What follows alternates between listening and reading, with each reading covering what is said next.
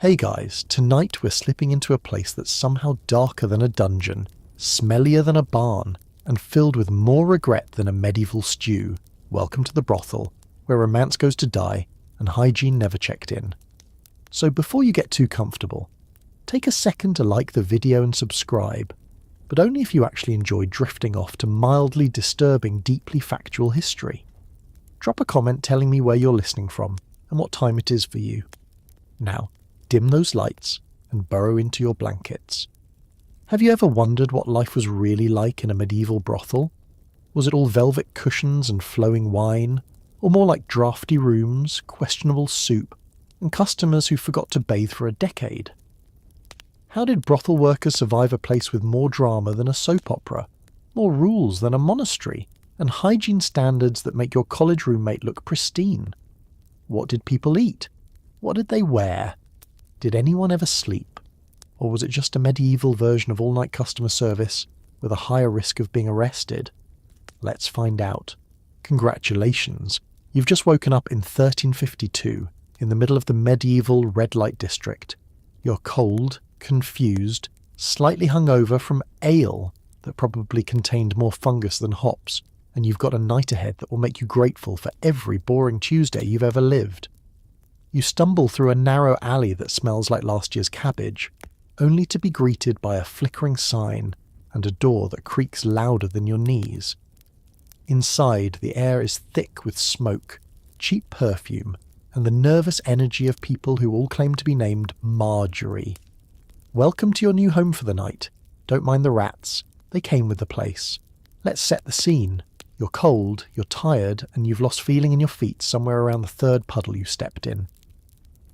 The alleyway behind you is bustling with the suspiciously specific sounds of medieval nightlife. The crash of a dropped tankard, the distant shouting of someone bartering over onions, and the unmistakable splat of a chamber pot's contents making its daily escape into the street. If you're thinking this is just a regular inn with a little extra atmosphere, think again. The medieval brothel is part boarding house, part tavern, part fever dream, and entirely unlike anything your high school history teacher dared to mention. As you cross the threshold, you're immediately hit with a wall of mixed aromas: stale beer, tallow candles, damp wool, and whatever someone tried to cover up with a handful of lavender. The perfume here isn't so much worn as it is weaponized, layering over centuries of mysterious stains and embedded regrets. If there's a draft, it's not coming from the windows. It's the collective sigh of everyone realizing there's no turning back now. The first thing you notice is the decor, which lands somewhere between forgotten attic and creative fire hazard. The furniture is mismatched, mostly inherited from customers who failed to pay their tab or simply vanished midwinter. There's a lopsided table holding a single candle that threatens to expire at any moment. Three-legged stools occupied by people with two working legs and questionable morals, and a faded tapestry on the wall depicting either a biblical miracle or someone dropping a pie. It's unclear. You're greeted, if that's the right word, by someone in a bonnet whose main job appears to be glaring suspiciously at newcomers. They don't ask for your name, nobody here cares about names, but they do ask if you're paying up front. You nod, trying to look like someone who knows how money works. Coins are exchanged, counted, recounted, and then immediately pocketed. Receipts aren't invented yet. Your only proof of payment is the faint hope that the madam has a good memory. Let's talk about the other guests. A travelling merchant snores face down on the bar, having lost both his money and his shoes. Two local farmhands sit in the corner, whispering loudly enough for the entire room to hear as they attempt to muster the courage to talk to Marjorie, though which Marjorie is up for debate. A minor noble in an ill-fitting doublet is trying and failing to blend in. He's the only one whose boots haven't been chewed by rodents. You're shown to your accommodation, which is just a small drafty room separated from the next suite by a threadbare curtain and the collective willpower of the building's occupants. The mattress is a sack stuffed with straw, crunchy and uneven, dotted with stains you hope are wine but suspect are older than the 100 Years' War.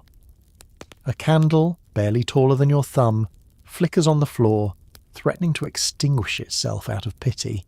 But the real stars of the show are your roommates.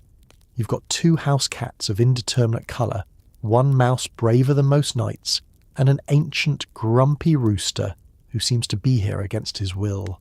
Every sound is amplified. The scraping of bowls, the clink of coins, the muffled argument about whether last week's bread is technically still edible.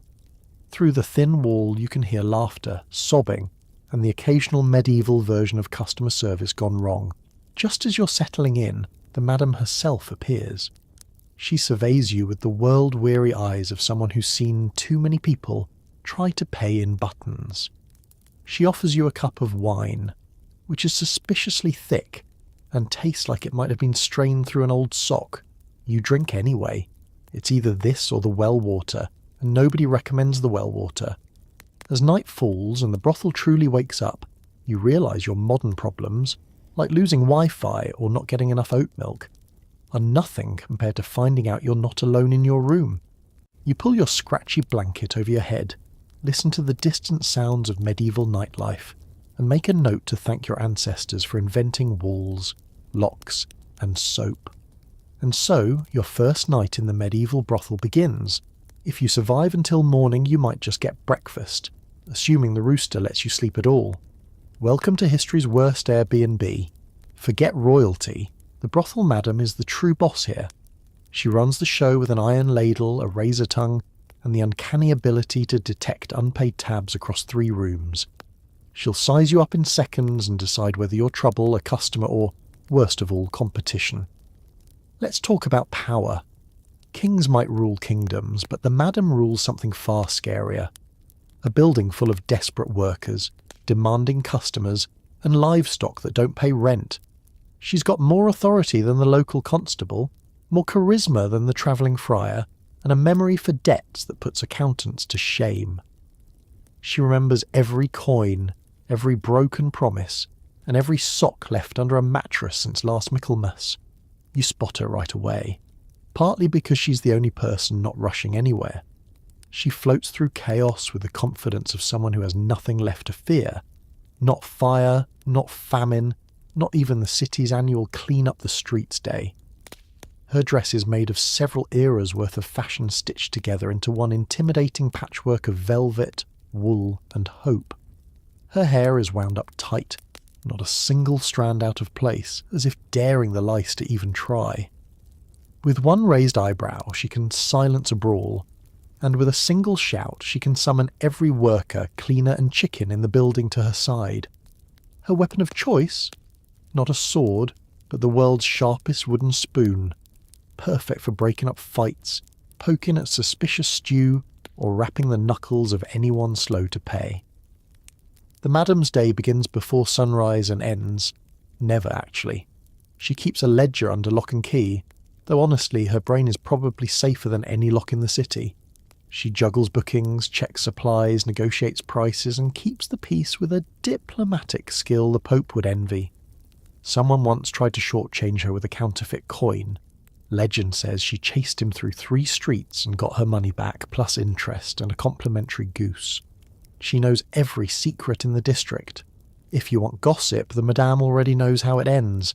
If you want credit, she'll laugh in your face, then offer you a bowl of soup as a consolation prize.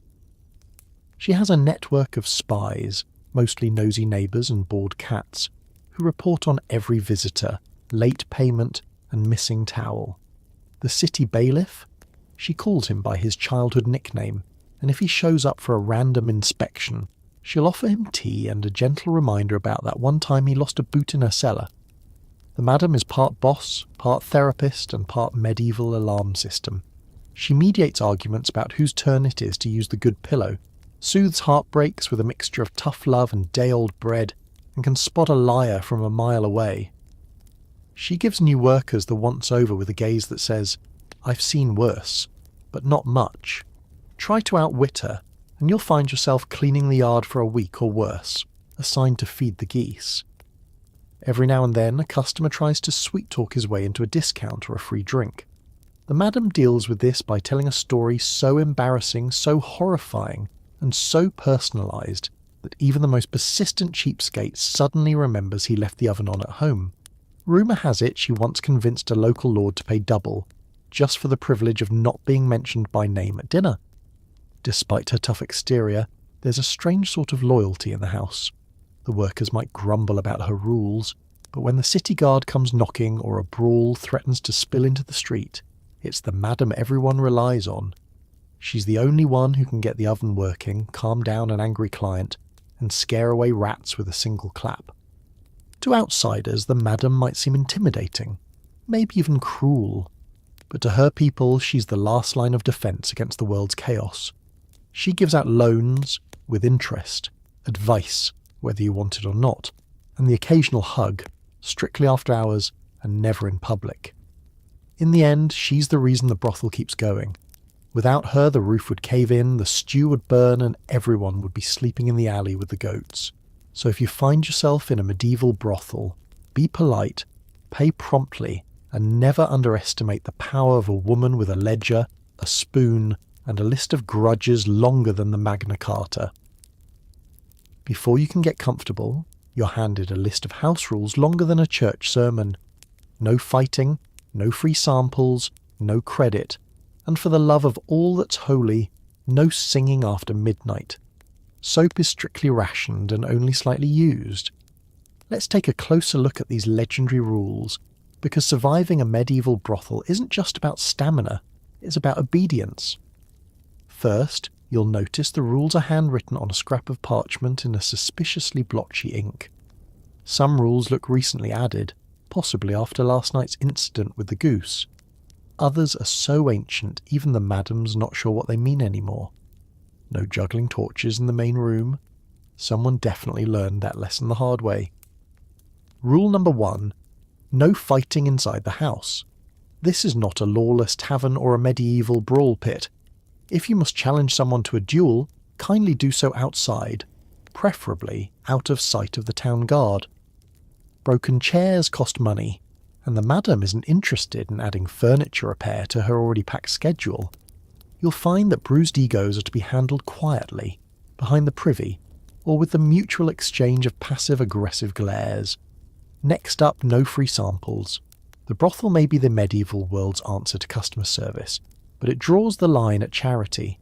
Anyone caught giving away the goods for free is promptly put on laundry duty, which means boiling bedsheets in a cauldron big enough to drown your hopes in.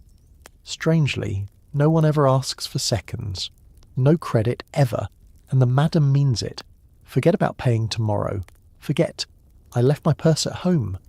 Unless you're royalty, and even then, your night begins and ends with cash on the barrel. Any attempts to barter, swap IOUs, or pawn off your second-best chicken will be met with a look of disappointment so severe it could sour fresh milk. No singing after midnight. This rule is strictly enforced, following a legendary week when an ambitious apprentice bard serenaded the entire block with his Song of 12 Turnips. Everyone agreed it was a catchy tune for the first 5 minutes. The punishment for late-night singing now includes floor mopping, animal wrangling, and a temporary ban on soup. Now let's talk about the soap, the most valuable, hotly contested, and heartbreakingly rare item in the building. The rule is simple: thou shalt not steal the soap. This is both practical and philosophical. The soap is, at best, a shrunken nub of mystery origin, passed down from guest to guest and containing at least 5 distinct scents, none of them pleasant. If you steal it, the entire house will know, because you'll be the only one who smells vaguely like week-old lye instead of goat. Soap usage is strictly supervised. Workers are allowed a ceremonial hand-washing before dinner and an actual bath on alternate saints' days. For customers, it's a privilege, not a right. If you're spotted sneaking an extra scrub, prepare for the madam's wrath and a lengthy lecture on community hygiene. Considering the average medieval person bathes once a month, the mere existence of house soap borders on luxury. No livestock upstairs. That's another popular rule, added after an incident involving a chicken, 2 goats and a bucket of ale. Let's just say the lesson was learned, and the stains have never quite come out of the carpet. If your animal can't pay, it sleeps outside. There are also a few unspoken rules you'll pick up fast. Don't ask too many questions about what's in the stew. Never comment on someone's real name, especially if they insist it's Marjorie. And if the rooster comes inside, just let him be. He's got tenure. These rules aren't just for show. They're the glue holding the chaos together. Without them, every night would devolve into a riot of spilled ale, broken furniture, and at least one small fire. The Madame knows this, and enforces order with the grim determination of a medieval schoolmaster with a hangover. Everyone, worker, guest, goat, falls in line, or quickly wishes they had. So as you settle in, clutching your precious sliver of soap and practicing your best silent hum, remember, in the medieval brothel, obedience isn't just for fun, it's for survival. Because nothing ruins a night faster than the Madame finding out you tried to take the soap. You thought medieval brothels were all silk and mystery. Think again. Most workers wear threadbare linen, patched wool, and the occasional hand-me-down tunic that's seen more action than a knight's shield. Accessories include decorative fleas and a faint air of regret. Let's set aside everything you've learned from racy paintings and big-budget TV dramas. In a real medieval brothel, luxury was mostly an optical illusion, like those velvet curtains that turn out to be sheep's wool dyed a heroic shade of burgundy. The actual dress code is determined by two things: what's warm and what hasn't fallen apart. Yet. If you're picturing sultry robes and a feathered mask, adjust your expectations to layered potato sack with bonus holes. The most popular fabric in the brothel is linen, at least what used to be linen before centuries of hard labour, hasty repairs, and enthusiastic laundering turned it into something that can only be described as historically durable. The standard issue under tunic is a washed-out beige, but sometimes it's more of a question mark colour, thanks to the shifting patterns of stains that even the most optimistic washerwoman has given up on. And that lacy trim, it's just where the fabric frayed. Call it medieval distressed chic. Above the linen, there's usually a woolen overdress, hand-patched and repatched until it looks like a map of disappointment. Sometimes there's a faded apron to add a little functional flair. If you're lucky, you'll get a borrowed shawl, scratchy but good at hiding the fact that your sleeves are different lengths. Brothel workers swap clothes more often than stories, so every garment has lived a full life and probably holds more secrets than the city bailiff. Shoes, meanwhile, are an exercise in compromise. The house issues a few battered pairs, passed around like a communal bread loaf. Some have holes, some have mismatched laces, and all of them have a faint, persistent dampness that can only be described as ambiguous. Many simply go barefoot, which is as medieval as it gets, until you step on something sharp and instantly regret centuries of technological progress. Let's not forget the true stars of the dress code, lice. Lice are not just a hazard of the job, they're practically a uniform. In an era when bathing is a quarterly event and combs are a status symbol, fleas and lice thrive in every hem, collar and, unfortunately, personal crevice. Brothel fashion means you never dress alone. Scratching is so common it's become a house rhythm, like the soft clink of coins or the occasional distant sound of someone falling down the stairs. Jewellery is minimal and highly practical. The average brothel worker might have a scrap of ribbon, a bit of coloured glass on a string, or a lucky pin kept for protection, or poking over eager customers. Real gold? Only if someone left it behind in a hurry, and in that case it's immediately claimed by the Madam for the Communal Improvement Fund, which mysteriously never improves anything except the Madam's collection of suspiciously nice hats. Hairstyles are simple and functional, hair pulled back in a knot hidden under a cap, or plaited to keep it out of the communal soup. Lice treatments are homemade, ranging from vinegar rinses to hopeful prayers. The house keeps a communal brush, but it's rumoured to be cursed. The air of regret is a less tangible accessory, but it hangs about every outfit nonetheless. There's something about wearing the same tunic you've seen on 5 different co-workers and 3 customers that humbles the soul. If you catch yourself longing for a velvet corset, just remember, velvet in medieval times was so expensive it would get you robbed, arrested, or both. Here, you're safer in your patchwork. And if you really want to stand out, Clean socks, the rarest luxury. If you own a pair, guard them with your life. They'll be borrowed, bartered, and possibly stolen by the end of the week. In a world without fabric softener or scented dryer sheets, the simple joy of warm, non-damp socks is the closest thing to heaven a brothel worker is likely to experience. So next time you complain about your laundry day, spare a thought for the brothel dress code. Less lace, more lice, and a fashion sense best described as apocalypse chic. If you want to make it through the night, wear whatever you can, patch it with pride, and remember, the only thing more persistent than stains here are the stories.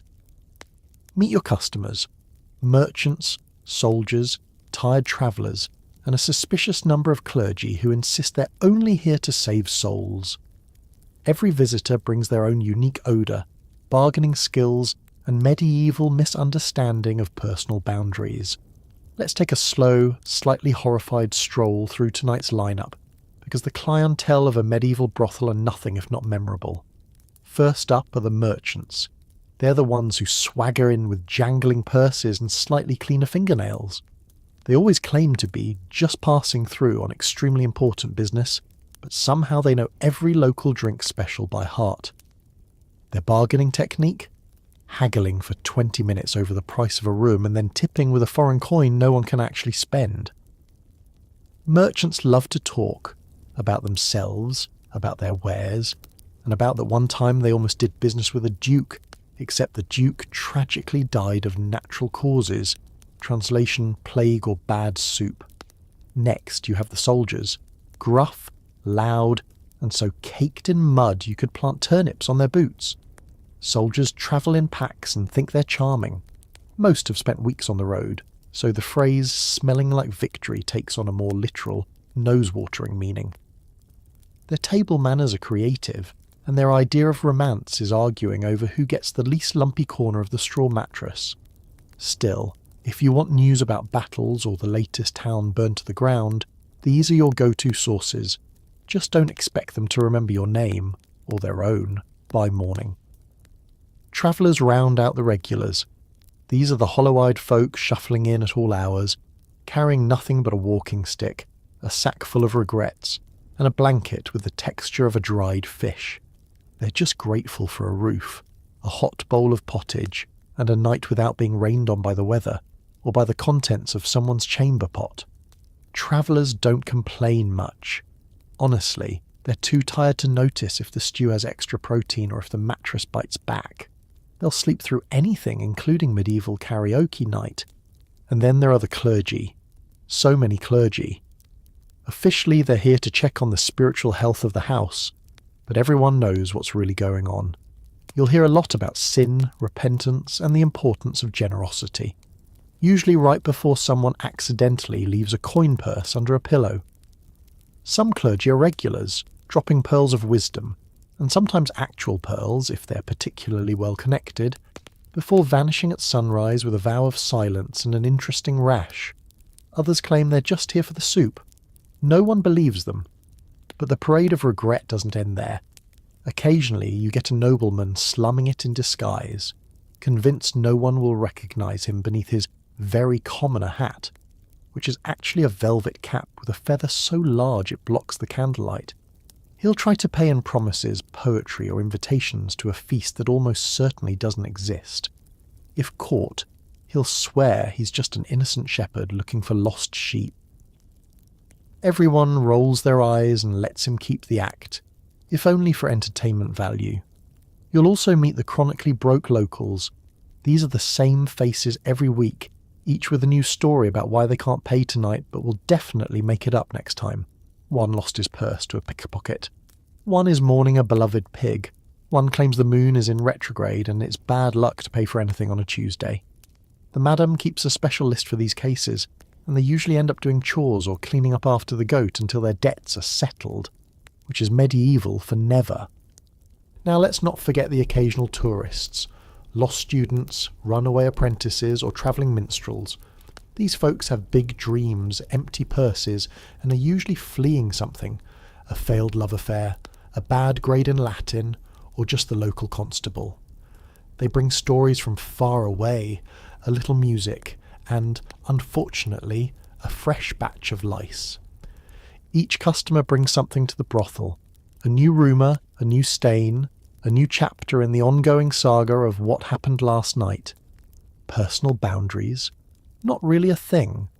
A handshake might turn into a hug, or someone might just wander into the wrong bed and declare it fate. By morning, the parade of regret heads back out into the world, carrying away their secrets, their questionable change, and a faint scent of tallow candles. If you're lucky, all you catch is a new story to tell. If not, well, that's why the house keeps extra vinegar in stock. If you're hoping for a steamy soak and a scented candle, lower your expectations. The communal bath is a leaky barrel in the yard, and the soap smells like sheep. Most guests just try to drown their problems in ale and hope the lice don't notice. Let's break your modern heart right now. Personal hygiene in a medieval brothel is not just low on the list, it's the list basement. The concept of a relaxing bubble bath after a long night's work is as realistic as a dragon sighting. Instead, the nightly cleaning ritual is more survival challenge than spa day. If you want to freshen up, you're invited to use the infamous bath barrel, which is technically an ex-wine cask that now serves as both a bath and a science experiment. The water in this barrel is, at best, lukewarm if you're first in line. But after the first customer climbs out, the temperature drops, and the water gains an extra breathiness. By the third bather, it's less of a bath and more of a swap meet for skin cells and secrets. On busy nights, the barrel is a revolving door of feet, elbows, and hair that may or may not belong to current employees. No, there's no changing the water between baths. That would require both effort and a reliable water source, luxuries the house can't afford. Soap is a closely guarded commodity, and it's really just a greyish lump with the aroma of wet sheep meets overcooked onions. It's doled out in slivers, and everyone's learned to guard theirs as fiercely as gold. Try to sneak a double scrub, and you'll draw the madame's wrath faster than someone singing after midnight. For most, a quick rinse of the hands and face is all the effort they'll spare. Full body washing is reserved for high holidays, epidemics, and visits from very important customers, at which point a heroic quantity of perfume will be splashed around to make up the difference. The rest of the time, you do what medieval people do best. Embrace the smell and hope for the best. After all, in a world where everyone's ripe, nobody's nose is clean. The perfume du jour is a blend of sweat, tallow, ale, and whatever herb was thrown on the fire last week. Lavender if you're lucky, cabbage if you're not. Guests are, if anything, even worse. Travellers arrive carrying the scent of every horse they've ever met. Soldiers think that dunking their feet in a trough counts as a bath. Merchants try to mask everything with strong cologne, which only makes things more complicated. The worst offenders are those who claim to be naturally clean, the medieval equivalent of someone bragging about being able to eat anything without getting sick. Lice, fleas, and their extended families are so common that they're practically members of the staff. Combs exist, but only in the sense that someone once found a toothless relic and claimed it was decorative. Flea picking is a communal activity, usually done while gossiping about who skipped out on their bill. Workers have favourite spots to sit where the breeze blows strongest, not to cool off, but in hopes that maybe the wind will carry away a few persistent stowaways. For those feeling especially fancy, there's always the option to visit the local bathhouse. But bathhouses come with their own hazards, gossip, scandal, and a strong possibility of running into half the town, including that one priest who always asks too many questions.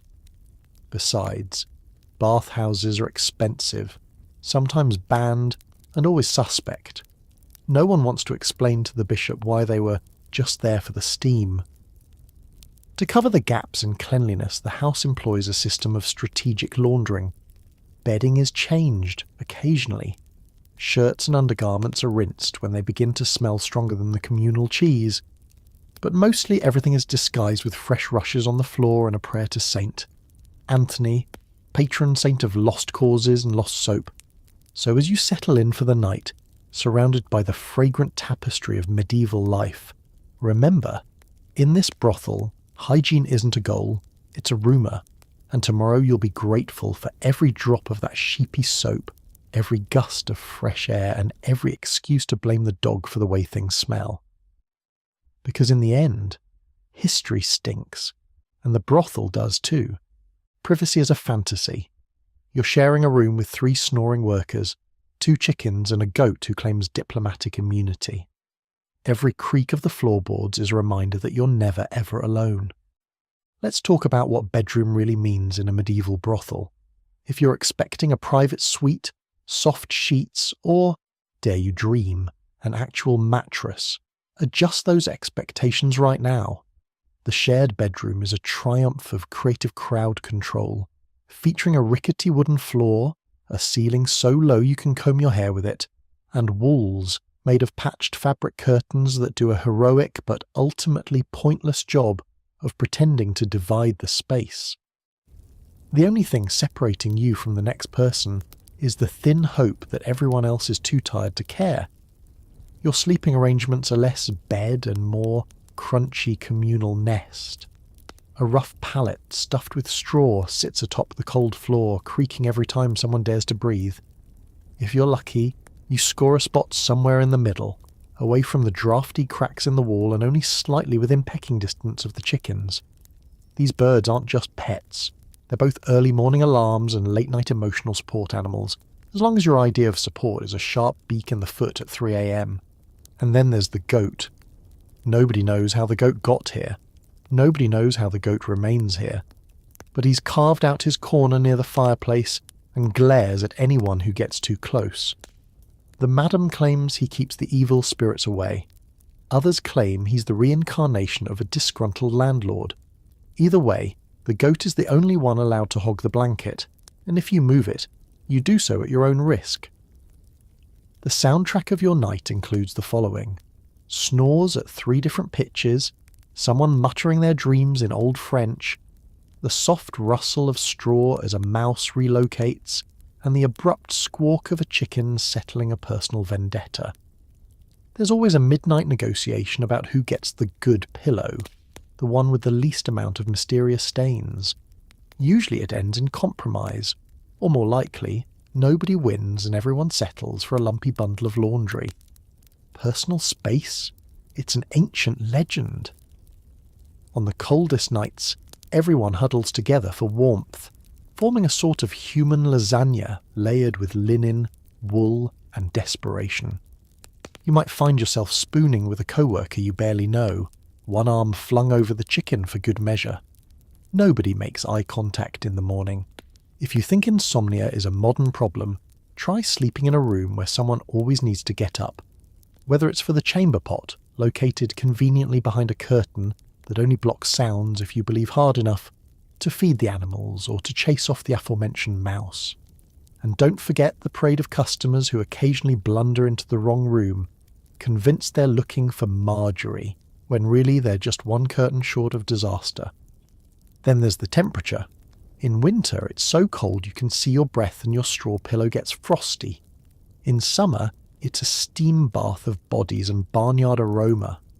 Ventilation is a polite fiction. A single tiny window lets in just enough fresh air to keep hope alive, but not enough to make a difference. If you do manage to drift off, the goat usually wakes you up at dawn by standing on your feet, reminding you who's really in charge. And yet in all this chaos, there's a weird sort of comfort. The shared bedroom is where stories are whispered, secrets exchanged, and the occasional forbidden laugh bubbles up despite everyone's best efforts to sleep. You realise as you pull your blanket tighter and try to ignore the chicken using your shoulder as a perch, that you're living a slice of history. The exhausting, noisy, communal side that never makes it into fairy tales.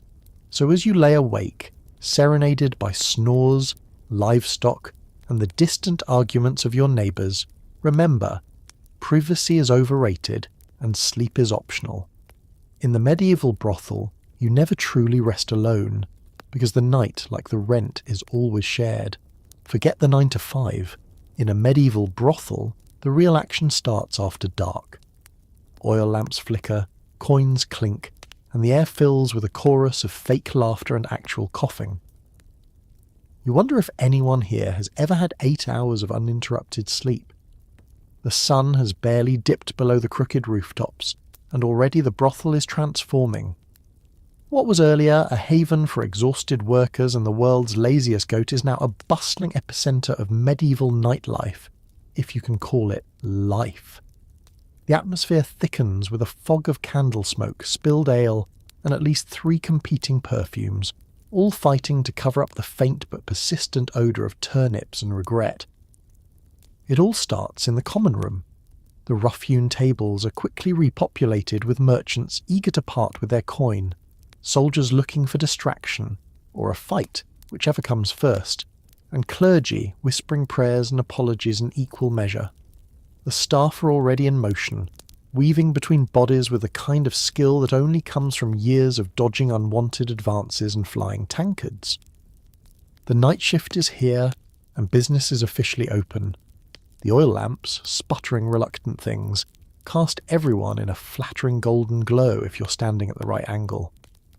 More likely, you just look like you've wandered into a dramatic play about the dangers of questionable lighting. Shadows gather in every corner, perfect for whispered gossip and clandestine transactions, or for customers trying desperately to remember which Marjorie they spoke to earlier. The soundtrack is pure medieval, the snap of firewood, the jingle of coins being counted, twice just to be sure, and the intermittent hacking of a cough that may or may not be contagious. Laughter rises and falls in carefully modulated waves, everyone determined to sound more relaxed and successful than they actually feel. The barmaid spins wild stories to the soldiers, each one bigger and more unlikely than the last, because reality has never been a popular beverage here. For the workers, the night shift is a test of endurance. There are customers to charm, drinks to pour, songs to sing, and occasional brawls to break up before the madam has to intervene with her legendary ladle. Every interaction is a performance. Smiles are practiced, jokes are rehearsed, and every movement is calculated for maximum coin collection and minimum personal injury. If you think customer service today is tough, imagine doing it while wearing a dress made of recycled bedsheets, in a room where the fire keeps going out and half the guests can't remember your real name. Some customers are sweet, some are tragic, and some are just here to sleep it off in the corner, leaving a trail of muddy footprints and soggy bread behind. On any given night, you might overhear a marriage proposal, a dramatic confession, or someone swearing eternal love to a barmaid who's already forgotten what he looks like. Secrets are currency, and everyone is always trading a little bit of theirs for a little bit of someone else's. Sometimes, in the lull between songs and arguments, you wonder if anyone ever truly sleeps here. The short answer, absolutely not. Breaks are rare and treasured. If you manage to sneak away, it's only to the cold storeroom to catch your breath, splash your face with water, or, if you're truly desperate, sit on a crate of onions and pretend you're somewhere else. The night feels endless. Even when the last customer staggers out and the lamps are snuffed, sleep is still a distant hope. There's bedding to wash, coins to count, and the never-ending hunt for that one missing chicken. By the time dawn teases the windows with a pale grey glow, you're left wondering if you work through the night or just lived it on repeat. The rooster crows, the goat yawns, and you realise the only thing more persistent than the customers is the feeling that you've never, not once, slept all the way through the night. In a medieval brothel, the night shift is less a job and more an act of survival. Business as usual. Dinner is served. It's pottage again. A thick stew containing vegetables, grains, and something that might have been a pigeon. If you're lucky, there's stale bread. If you're really lucky, it isn't moving. Let's break the fantasy right here. Eating in a medieval brothel isn't candlelit romance or decadent banquets. It's more like a game show where the only prize is not getting food poisoning. Pottage is the house specialty. And by specialty, I mean it's the only thing anyone knows how to cook. Every night, the same battered cauldron sits on the fire, bubbling away with the desperate hope that someone brought a fresh turnip, or at least a handful of barley. It's less a stew and more a living record of everything that's passed through the kitchen this month. The secret ingredient is always whatever's left. carrots that look like they're reconsidering their life choices, onions from the bottom of the sack, and a generous scoop of last week's mystery meat, labelled pigeon for plausible deniability. Sometimes the meat is rabbit, sometimes it's rat, and once in a blue moon, a very unlucky chicken. You don't ask too many questions. That's how rumours start, and rumours get you assigned to dishwashing duty. Let's talk texture. Pottage isn't smooth. It's hearty, lumpy, and sometimes chewy in ways that vegetables really shouldn't be. The broth changes colour depending on what's been boiled in it lately, ranging from murky brown to suspiciously green. Some nights, you hit the jackpot and find a whole bean. Other nights, you wonder if that crunch was a bone or just an overly ambitious grain of barley. Then there's the bread. Medieval bread. The only thing harder than the workers' lives. The loaf is dense, grey, and so stale it could be used as a defensive weapon in the event of a tavern brawl. If you drop it, it either shatters or leaves a dent in the table. Slicing it requires both technique and upper body strength. On rare occasions, someone brings in a soft bit from the baker's wife. An event so momentous it's commemorated with a round of applause and a moment of silence. If you want butter or cheese, you're in the wrong tax bracket. Here, dairy is reserved for special occasions, visiting nobles, or bribes for the city inspector. Sometimes there's a spread, a suspicious smear of something that claims to be lard. You try not to think about it too hard because overthinking is dangerous in a medieval kitchen. The kitchen itself is a miracle of medieval engineering. A smoky fireplace, one pot, never properly scrubbed, and an assortment of wooden spoons and knives so blunt they might be safer than actual cutlery. Dishes are washed with boiling water, sand and prayer. The cook, usually someone who failed at every other job, wields a ladle like a weapon and threatens anyone who complains about portion size. For drinks, you're served weak ale or watered-down wine. Water isn't trusted, and for good reason. It's safer to risk a mild hangover than whatever lives in the town well. On special nights, someone sneaks in a jug of something stronger, but be warned. The last person who drank from it claimed to see saints, and then lost the ability to walk straight for a week. Dessert, you ask? There is no dessert. At best, you might find a shriveled apple or a wrinkled fig hiding in someone's apron. The idea of after-dinner treats is just another myth, right up there with regular bathing and comfortable shoes. Meals are communal, loud, and full of side commentary. The table talk ranges from the day's gossip to the latest debate about what, exactly, was floating in the pottage. No one eats alone, and everyone is eager to trade their bread crust for your slightly less mouldy turnip. So as you finish your meal, feeling oddly grateful to have made it through dinner without cracking a tooth, remember, in the medieval brothel, cuisine is less about flavour and more about survival. And if you're still hungry, there's always more pottage. There's always more pottage. To keep the peace, the brothel employs security, usually a large, irritable mastiff who's paid in leftover bones and the right to sleep wherever he pleases. He's surprisingly effective, if not particularly discerning. Let's be clear. In a medieval brothel, the idea of a bouncer conjures images of a burly ex-soldier with arms the size of hams and a glower that could sour milk. But here, reality is both simpler and somehow more effective. The bouncer is a dog. Not just any dog, but an ancient mastiff named, with classic medieval creativity, Brutus. Brutus is as wide as a wheelbarrow, mostly muscle and fur, with the kind of jowls that make small children reconsider their career choices. He is the undisputed king of the threshold. If you're a stranger, you meet Brutus before you meet anyone else. His job description is straightforward.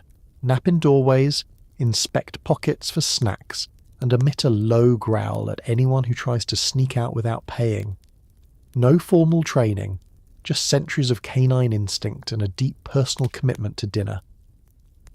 The moment the door swings open and a rowdy customer stumbles in, Brutus performs a quick sniff assessment. This is medieval security clearance. Do you smell like trouble, sausage, or both? The madam swears that Brutus can detect a liar just by the twitch of their toes. Rumour has it he once stopped a notorious thief with nothing more than a well-timed yawn. Most guests don't dare test him. Even the town's drunkest soldier will think twice before arguing with 120 pounds of dog with a bite force strong enough to crack a soup bone. But if you're a regular, especially if you have a treat in your pocket, Brutus will allow you to pass with nothing more than a resigned sniff. Inside, Brutus patrols at his leisure, weaving between tables and sleeping wherever he's least wanted. If a fight breaks out, he doesn't bother barking. He simply wades into the fray, plants himself between the combatants, and gives them a look of such weary disappointment that the squabble usually fizzles on the spot. For particularly persistent troublemakers, he'll escort them outside with the gentle force of his considerable backside. The house rules apply to everyone, but Brutus enforces his own. No food left unattended, he'll confiscate it for investigation. No loud noises after dark unless you want a paw the size of a frying pan resting pointedly on your foot, and under no circumstances should anyone ever disturb his nap. One unfortunate merchant learned this the hard way, and his shoe is still missing. Other security measures are more symbolic than effective. There's a wooden club behind the bar used mostly for stirring soup. A rusty old sword hangs over the doorway, half as threatening as Brutus's morning breath. For emergencies, the madam keeps a whistle, though most agree it's just to call the dog in for backup. The real genius of canine security, though, is psychological. Word travels fast in a medieval town. Everyone knows the brothel is guarded by a beast who fears nothing except running out of bones. Petty thieves, jealous husbands, and even the occasional angry bishop will hesitate before starting trouble in a place where the bouncer drools on command. Of course, Brutus isn't perfect. He sometimes confuses paying customers with delivery boys, and once spent an entire afternoon guarding a ham instead of the door. His no-tolerance policy for cats is legendary. Still, he gets the job done, and asks for little more than leftovers and a warm spot by the fire. So if you're planning to visit, remember, don't try anything clever, don't leave your stew unattended, and always, always greet the dog first. Because in this brothel, security may not be high-tech, but it's loyal, large, and always hungry. And honestly, Brutus is worth more than 3 guards, 2 locks, and 1 very nervous rooster. Sleep well, if you can. The dog's watching the door tonight. Brothels operate under a shifting web of official tolerance, church outrage, and periodic crackdowns. When the bailiff knocks, everyone suddenly forgets their own name and tries to hide behind a curtain. Spoiler, there are no curtains.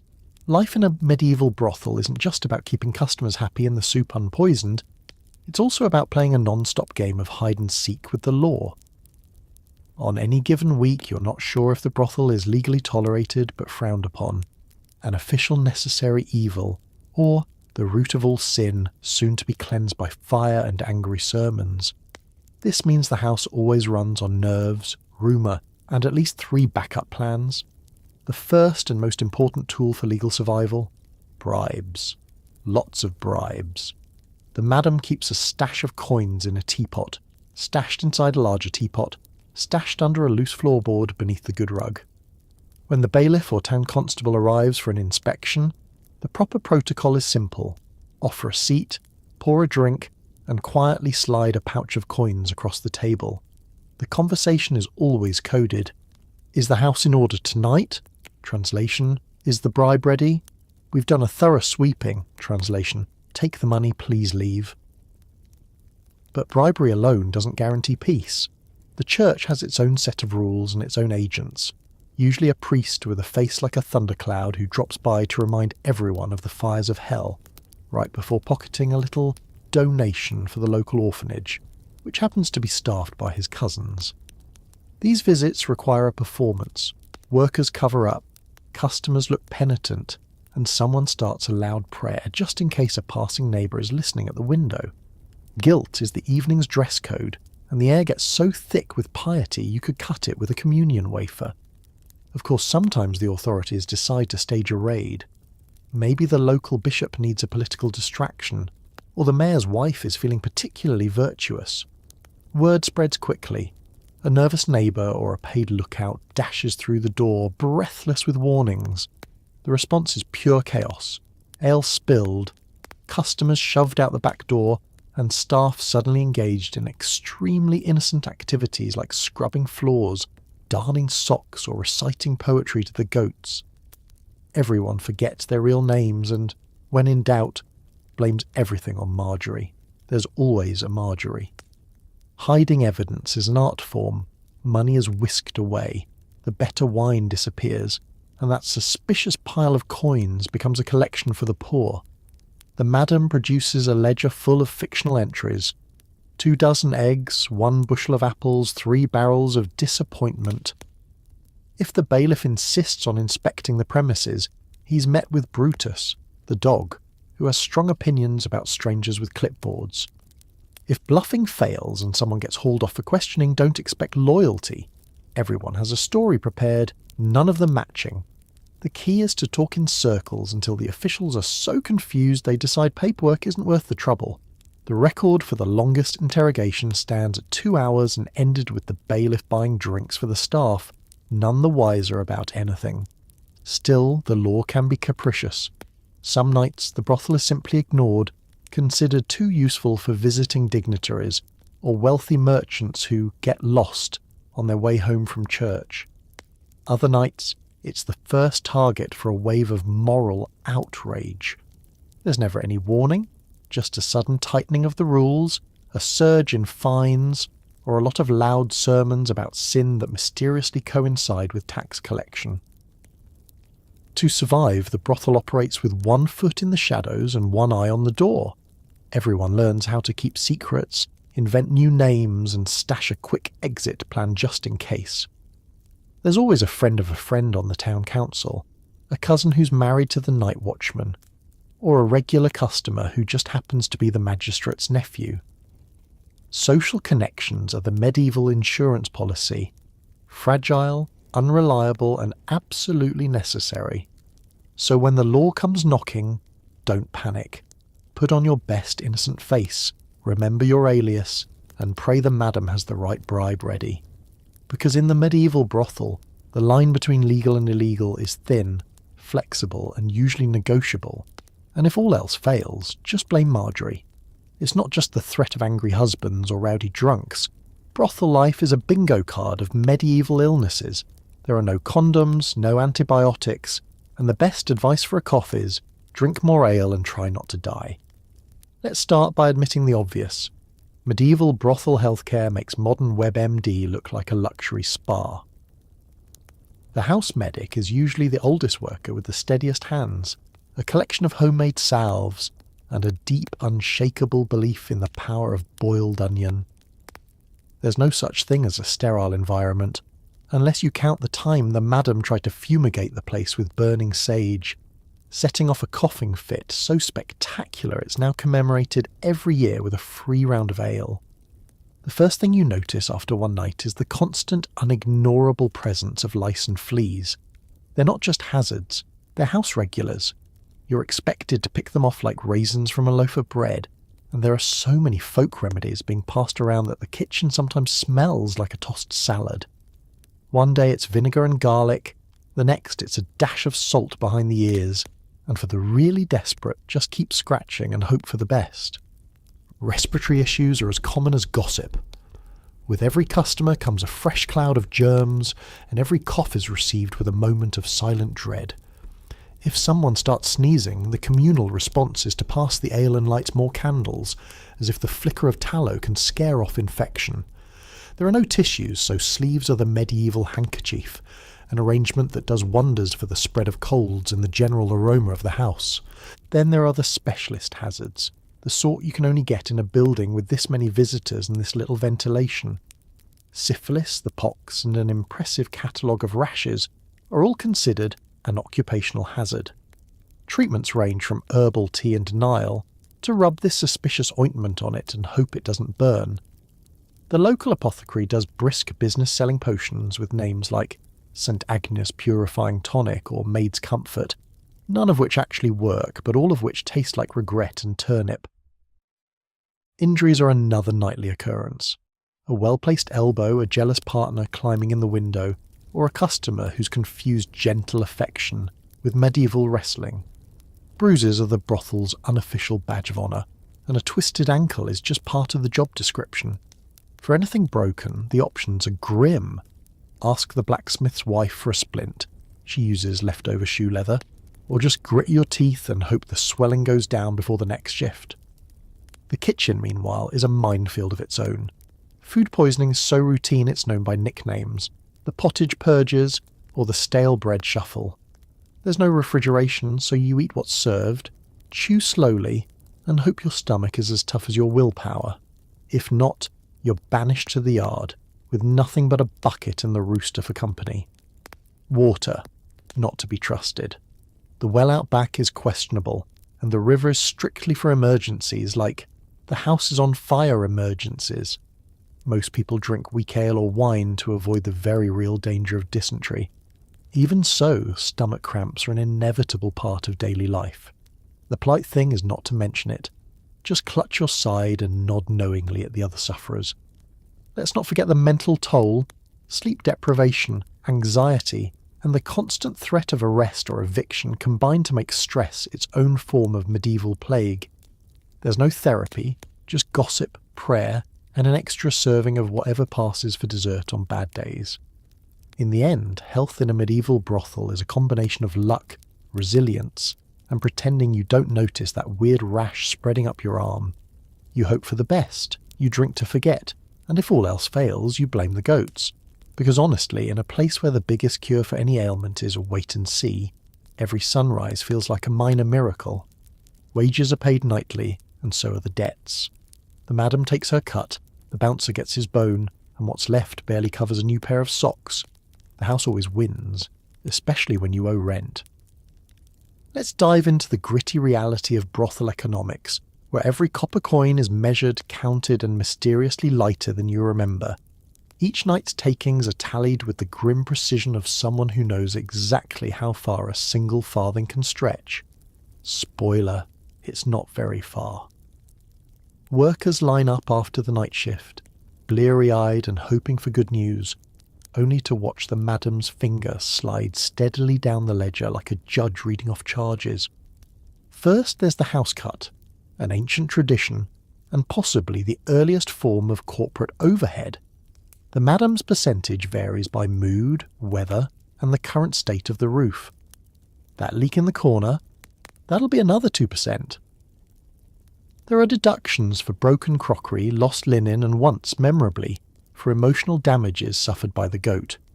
Everyone grumbles, but the rules are the rules, and the madam is the only one with the key to the strongbox. Next up, Brutus the bouncer.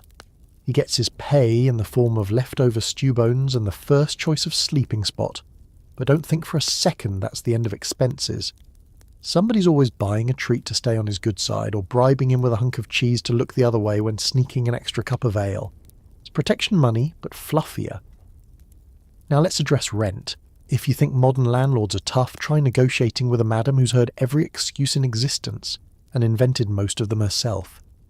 Your bed in the shared room, no matter how lumpy, costs a chunk of your earnings every week. Can't pay? You're assigned extra chores, or, worse, forced to wear the communal tunic until someone else forgets to pay.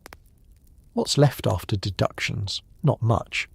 Maybe enough for a small luxury, some threadbare socks from the market, a tart apple, or, if you're feeling flush, a sliver of questionable soap. Most workers stash their savings in the least obvious place, inside an old boot sewn into the hem of a tunic, or buried in the chicken coop. The goat to this day is suspected of running a shadow economy. If you're hoping for a raise, good luck. Negotiating higher wages in the medieval brothel is like asking for a window seat on a ship without windows. The answer is always the same. Work harder or hope for rain. Some try to supplement their income by offering extras, fortune-telling, singing or laundry services, but the madam takes a cut of those too, citing management fees. There's always someone in debt, usually several someones. A lost purse, a bad run at dice, or a fine imposed for breaking house rules can spiral into a cycle of IOUs and whispered promises. The madame keeps careful track, her memory as sharp as her spoon. Debts can be paid off through extra shifts, errands run in the rain, or a night spent on chicken duty. Interest is never spoken of, but always implied. Meanwhile, the brothel's expenses never sleep. There are bribes for the bailiff, donations to the church, for forgiveness and plumbing repairs, and the ongoing cost of firewood, candles, and an endless supply of cheap ale. Somehow, even when the place is packed, and coins change hands with every wink and smile, the books always balance just in the house's favour. The madame says it's simple accounting. The workers call it magic, or maybe just experience. In this world, money flows like ale, quickly and always with a little spillage. If you're wise, you'll hide a coin or two for a rainy day, though odds are the madam will find it before you do. In the end, it's not about getting rich. It's about surviving to payday, laughing at your empty purse, and knowing that while the house always wins, at least you're still in the game. So next time you hear someone say, "Follow the money," remember, in the medieval brothel, all roads lead right back to the Madame Strongbox. The house always wins, and the goat, of course, gets his cut. When business is slow, entertainment ranges from raucous singing to extremely low-budget puppet shows. On a good night, someone finds a lute. On a bad night, someone tries to juggle knives. Nobody wins. Let's set the mood. Picture it. The candles are burning low. Customers are counting their last few coins, and even Brutus the dog has fallen asleep by the fire, snoring louder than anyone thought possible. There's a lull in the action, a dangerous thing in a place built on distraction. That's when the show begins. In a world before streaming, the brothel's main form of entertainment is whatever can be cobbled together from the available talent, objects, and occasionally farm animals. First, the singing. It's never planned. Someone just stands up, usually after their third cup of ale, and belts out a tune about lost love, a cheating merchant, or the world's most famous goat. The audience joins in whether they know the words or not, and harmonies are achieved entirely by accident. The brothel's best singer is usually one of the cooks, who claims she once performed for a baron, though evidence is thin and memory's thinner. She's known for a voice that can cut through the thickest soup fog, and a habit of changing lyrics on the fly to poke fun at the clientele. If music isn't enough, it's time for the puppet show. The props are always handmade. Socks with button eyes, straw dolls, and the occasional turnip with a painted face. The stories are loosely based on actual events, usually the latest town scandal retold with extra slapstick and questionable accuracy. If you're the target of tonight's play, expect to be mercilessly roasted and then handed a wooden spoon as a consolation prize. The crowd loves it, especially after enough ale, and nobody takes offence, at least not until tomorrow morning. Then there's the infamous juggling. In theory, it's meant to wow the crowd. In practice, it's an exercise in dodging flying objects. Most of the time, the juggler is just a bored farmhand who's had too much to drink and decided to show off by tossing candlesticks, bread rolls, or, if things get desperate, a mildly annoyed chicken. The results range from accidental slapstick to genuine chaos. The dog has learned to hide under the table whenever someone yells catch. Games are another staple. There's dice, of course, always loaded, always contested. Card games that have no written rules, and at least 3 possible winners per round. Occasionally someone organises a guessing game. What's that smell? Is a house favourite, though nobody has ever truly won. If a guest claims to be from out of town, they're drafted into telling stories, real or imagined, about lands where people bathe twice a week and bread comes pre-sliced. On rare occasions, someone unearths a lute or a battered drum, and the entire house is treated to a real concert. The music is enthusiastic, if not always in tune, and everyone claps along, except Brutus, who howls until he's let outside. Dancing breaks out, often more comic than graceful, with partners swapped and steps invented on the spot. It's communal, chaotic, and surprisingly joyful. Nobody cares about skill. What matters is making noise and forgetting your worries for a few precious minutes. Not all entertainment is so wholesome. Sometimes it's just gossip hour, stories swapped, secrets spilled, and the latest scandal dissected with more detail than the local apothecary puts into his potions. A new rumour can travel from the kitchen to the front door in under 5 minutes. By the end of the night, everyone's heard 3 different versions, all more dramatic than the last. When things really slow down, entertainment takes a philosophical turn. Someone might debate whether turnips are better than carrots, or if the bishop's nephew is truly as pious as he claims. These debates end when someone brings out the last of the ale, or the goat interrupts with his own opinion, usually expressed by eating the evidence. So, while the world outside dreams of feasts and tournaments, the medieval brothel keeps spirits up with its own brand of chaos and creativity. Laughter is the house's real currency, and everyone leaves with a story, if not a bruise from a stray bread roll. Welcome to medieval Netflix. Low budget, high drama, and always on. Forget the town crier. The brothel grapevine is the fastest in town.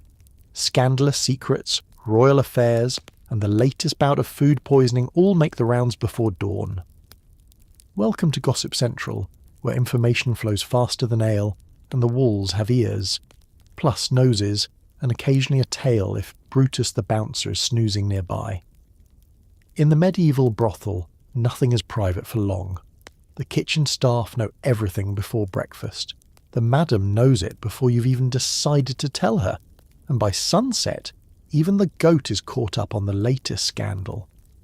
If you thought your hometown was bad for rumours, you've never met Marjorie, who's got both the sharpest tongue and the best memory east of the city gate. Every shift someone is whispering in a corner, pretending to polish cutlery while actually sharing the juiciest tidbit they overheard behind the curtain. News travels table to table. A merchant's bankruptcy, a knight's embarrassing rash, the mayor's latest secret visit, which is only secret because he insists on wearing a disguise that fools absolutely no one. By midnight, the story has changed 3 times and gained several fictional details, usually to make it even funnier or more damning. If someone sneezes twice at dinner, it's a full-blown plague by morning, and the whole neighbourhood is dosing themselves with garlic in self-defence. There are no boundaries to the brothel grapevine. No one is too important to escape its reach. Not the priest who claims he's there to save souls, not the bailiff who accidentally drops by during the dinner rush, and certainly not the madam herself. In fact, half the fun is seeing who can spin the best version of her day's doings without getting caught. Even customers get in on the act. Travellers trade stories for soup, and if you want an extra ladle, you'd better have a rumour to offer. Foreign merchants always attract attention. Are they really just here for the market fair? Or is that satchel full of gold coins, or something even more suspicious like genuine pepper? The morning after is an unofficial news conference. Everyone gathers around the hearth, clutching crusts of bread, eager for updates. Someone always has a friend who knows a guy who swears he saw the town reeve running from a chicken, or the bishop dancing in the square after curfew. The stories are told and retold, getting taller each time. The truth is flexible in the brothel, and nobody actually wants to ruin a good tale with boring facts. Occasionally gossip takes on a life of its own, snowballing into something the whole town can't ignore. A single overheard argument turns into a brewing feud between rival merchants, a harmless flirtation is reimagined as a forbidden romance, and someone's unfortunate food poisoning becomes a dire warning against the cook's stew, though everyone still eats it. Hunger trumps caution every time. The brothel's real information network, though, is the staff themselves. Each has a niche. The kitchen maid hears everything from the garden, the night shift catches secrets whispered in the dark, and the laundry worker is practically a spy, sorting through the evidence of who wore what and where. The madam is the final judge, filtering rumours for leverage or amusement, deploying them when needed to settle disputes, discourage bad behaviour, or simply keep herself entertained. Woe betide anyone who tries to keep a secret in this place. The brothel is a living, breathing rumour mill, and the only safe secrets are the ones you never say out loud. Even the animals get involved. A missing egg is proof of a grand theft, a wandering rooster sparks accusations of sabotage, and Brutus's favourite napping spot is a treasure trove of overheard half-truths. In a world without newspapers, social media, or even reliable mail, gossip is the real heartbeat of the brothel, and the whole town. It's how alliances are made, enemies are warned, and reputations are crafted or ruined overnight. So if you've got something to hide, keep your head down, your mouth shut, and your story straight. Because here, news travels at the speed of shame, and everyone's listening for the next headline. Every worker here juggles personal faith with a job the local priest condemns every Sunday. Some pray before bed, some after, and some just hope they won't be recognised at church. Let's set the stage. In medieval Europe, faith isn't just for Sundays. It's the background music to daily life, the air you breathe, and sometimes the only thing standing between you and an eternity of imaginative punishment in the afterlife. For brothel workers, this means living every day on the theological edge, trying to keep one foot in heaven while the other dances suspiciously close to the flames. The local priest is both a regular visitor, just checking on your souls, mind you, and the loudest critic from the pulpit. Every Sunday sermon ends with a thundering condemnation of sin, temptation, and the den of iniquity on the edge of town. There's always a subtle glance toward Marjorie, who stares straight ahead, clutching her prayer book and trying not to look like someone who spent last night hiding a nobleman in the linen cupboard. Prayer is a daily balancing act. Some workers kneel before bed, reciting the same prayers their mothers taught them, asking forgiveness for what I'm about to do, what I did, and whatever I'll forget to mention. Others light a candle at the shrine in the corner of the room, hoping the Virgin Mary is too busy elsewhere to check the guest list. Still others just mutter a quick "sorry" under their breath and promise to do better after payday. Church attendance is expected. After all, appearances must be kept. The church is the centre of social life, the only place where even the brothel's most infamous faces can blend in for an hour. Some wear their finest and only dress, heads covered and eyes downcast, hoping the priest doesn't recognise their shoes from the previous night. A few risk singing in the choir, figuring that nothing says repentant like a well-hit high note. Yet religious guilt is more than public shaming and anxious prayers. It's woven into every interaction, every glance from a passing nun, every whispered rumour about the curse of a sinful life. The staff swap horror stories about pious relatives and dreams of hellish punishment. The madam, pragmatic as always, insists that God helps those who help themselves, and that includes tipping the cook. Confession is a strategic exercise. No one wants to be too specific. Sins are described in vague terms. I was less than virtuous, or I spent time with questionable company. The priest listens, sighs, and gives out penance. Sometimes so many prayers that workers suspect he's just trying to boost the church's attendance numbers. After all, every Hail Mary is a minute spent not worrying about the house stew. But faith is not just a burden, it's also a comfort. In a world where tomorrow is never guaranteed, and a bad winter can mean starvation, hope is currency. Workers pray for health, safety, and that the town guard will get lost on the way home. Every lucky streak, no injuries, no raids, an extra coin from a grateful guest, is seen as a little miracle, proof that someone up there is still listening, even if only out of curiosity. And of course, some clergy are more understanding than others. The occasional visiting friar will pause on his way out, slip a loaf of bread to the kitchen and whisper, "We're all sinners, but at least you make the world interesting." It's the sort of blessing you don't write home about, but it softens the edge of guilt all the same. So as you lie in bed, staring at the flickering candle and debating whether to add another prayer for good measure, you realise that faith and survival have always gone hand in hand. Here in the brothel, the only real sin is forgetting to hope, because even in a world of whispered shame and second chances, everyone's looking for redemption, or at least a little mercy before the rooster crows.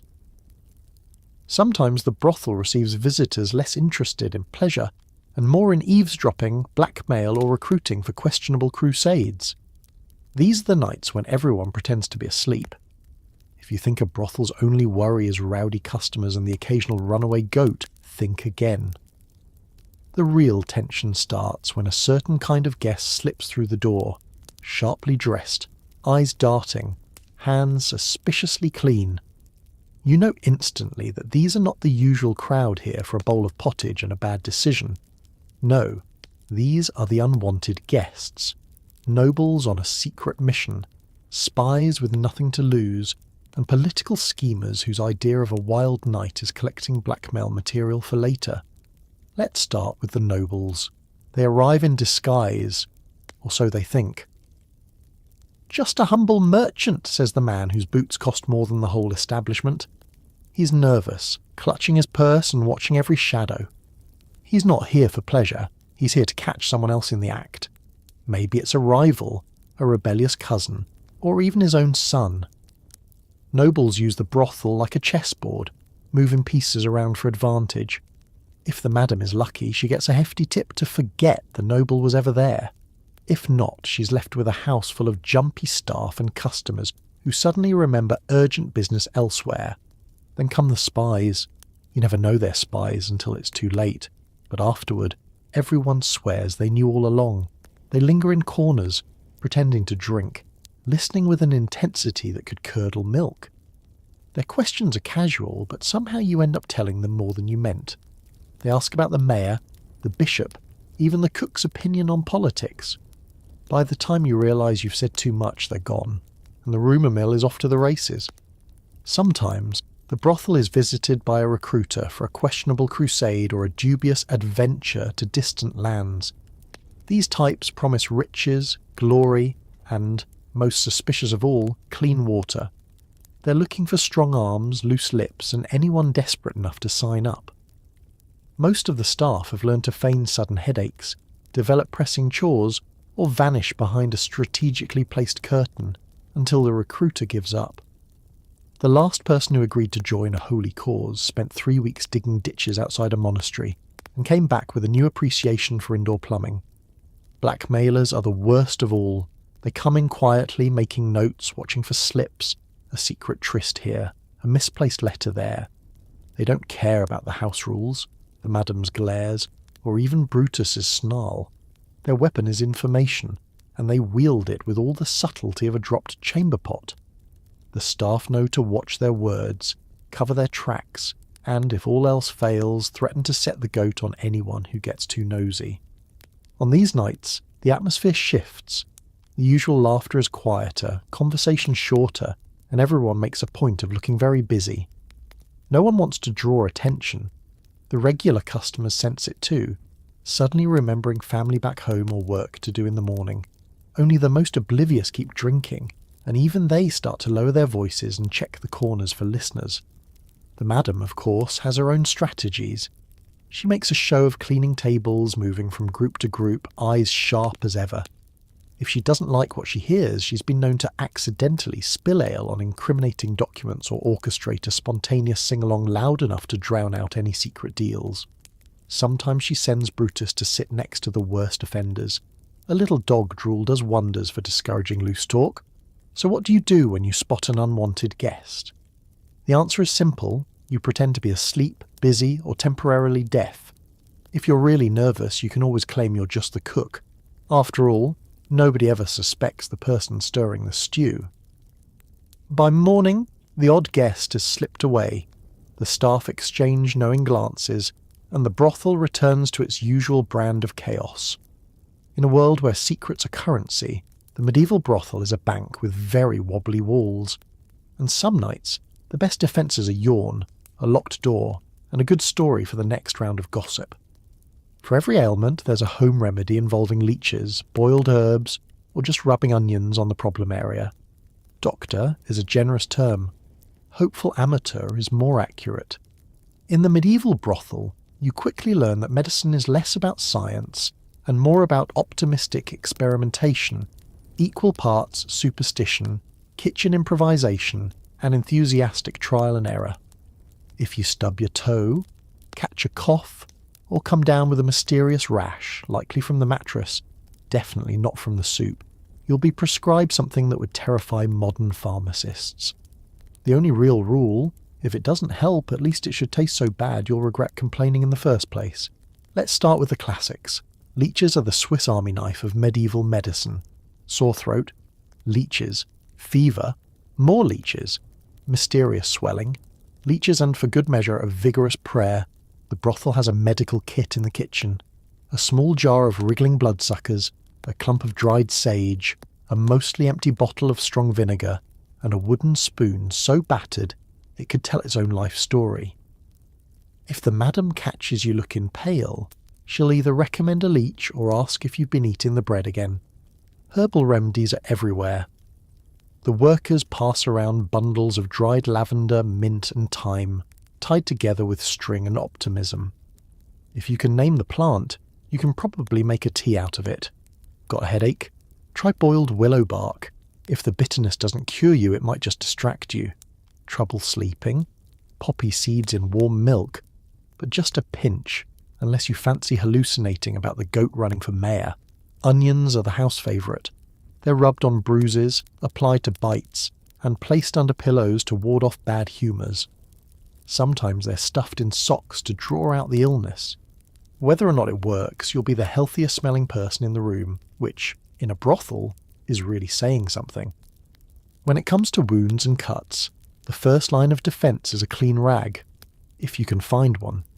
Then comes a mixture of honey and herbs, slapped on with genuine hope. Honey is the medieval equivalent of a miracle drug. It's sticky, sweet, and rumoured to fix everything except heartbreak and taxes. And if the wound looks infected, time for the most terrifying cure of all: hot iron. Yes, cauterization. It's as painful as it sounds, and almost as common as people pretending not to faint at the sight. Superstitions fill the gaps where medicine fails, which is often. Someone always has a tale about a cousin who cured the pox by burying a toad under the front step, or a neighbour who survived fever by sleeping with a silver coin in their mouth. The madam keeps a sprig of rue above the door, swearing it wards off plague, bad luck, and, most importantly, unwanted visits from her mother-in-law. When truly desperate, people turn to the local barber surgeon. He's the one who sharpens knives, pulls teeth, trims hair, and, on brave days, attempts surgery. His qualifications? A steady hand, a collection of rags, and a cheerful disregard for the patient's opinion. Anesthesia. Hold this stick, bite down, and try not to scream too loud. The neighbours are listening. Success is defined as the patient didn't immediately die. Every brothel worker becomes a semi-professional nurse, swapping cures, warnings, and tall tales with every cup of ale. There's always a new potion making the rounds, sometimes recommended by a passing friar, sometimes invented on the spot. Did you know vinegar and rosemary can fix a sore throat? No? That's because it can't, but it'll certainly make you feel like you tried everything. So next time you sneeze, be grateful for modern medicine and antibiotics. In the medieval brothel, your only real hope is a good herbal poultice, a brave face, and the knowledge that, at worst, you'll become the topic of next week's gossip. Here, health is as much about belief as biology, and hope, like leeches, is always in ready supply. Dawn brings a reckoning. You count your coins, your bruises, and your remaining optimism. Most workers just hope the cook remembered to skim the rat out of the breakfast stew. Let's talk about the morning after, the time when reality staggers back into the brothel and everyone surveys the battlefield. The oil lamps are guttering out. Brutus the dog is snoring in the warm ashes of the hearth, and the last drunken customer has finally stopped declaring his undying love to a barmaid and passed out with his head in an empty ale barrel. The shared room is a tapestry of tangled limbs, straw, and the sound of someone quietly regretting every life decision that led them here. Your first task? A full-body inventory. Did you survive the night with all your personal belongings? Are your socks still yours, or did the goat steal them again? Are there any new bruises? And can you remember how you got them? In a medieval brothel, a night's work almost always leaves a mark. sometimes from an over-enthusiastic customer, sometimes from slipping on a rogue turnip in the hallway, sometimes from the madame's wooden spoon during a particularly spirited argument about house rules, and don't forget the classic injury, elbowed in the ribs during the mad scramble for the warmest spot on the straw pallet. Then it's time to count the coins. You empty your pouch and pray it's heavier than it feels. The house always takes its cut, Brutus gets his breakfast, and what's left is barely enough for a heel of bread, or if you're feeling fancy, a sniff of the communal soap. There's a round of hushed complaints as the workers compare takings. Some made out well, some barely broke even, and everyone is a little suspicious of Marjorie, who always seems to have just one more silver piece than anyone else. Now, the true test: breakfast. The kitchen is already filled with the comforting, or at least distracting, aroma of bubbling pottage. On a good day there's bread and maybe even an egg. On a bad day the stew is thicker than the evening's gossip, and you quietly fish out anything that looks suspiciously like a tale. The bravest souls add a dash of dried herbs and pretend it's a culinary adventure. Everyone else just closes their eyes and chews quickly. The conversation over breakfast is a blend of exhausted laughter and whispered post-mortems. Who got the best tip? Who's never inviting the local blacksmith to sing again? Did anyone see what happened to the loot? There's always a new rumour about a nobleman's disastrous disguise, the dog's heroic intervention in a brawl, or the latest customer who forgot to pay and is now doing dishes for the rest of the week. Between bites, you take a moment to fix whatever damage was done to your outfit. A new tear in the sleeve, a stain of mysterious origin, or that one missing button you swear was there yesterday. You eye the laundry pile and consider whether today is the day you finally wash your tunic, or if, once again, a quick airing by the window will have to do. Hygiene is still a relative concept, especially after a night's work in close quarters with livestock, people, and at least one unlucky rat. Despite everything, there's a certain camaraderie in the aftermath. Everyone made it through another night, and for a few minutes, you're united by the simple joys of shared misery and survival.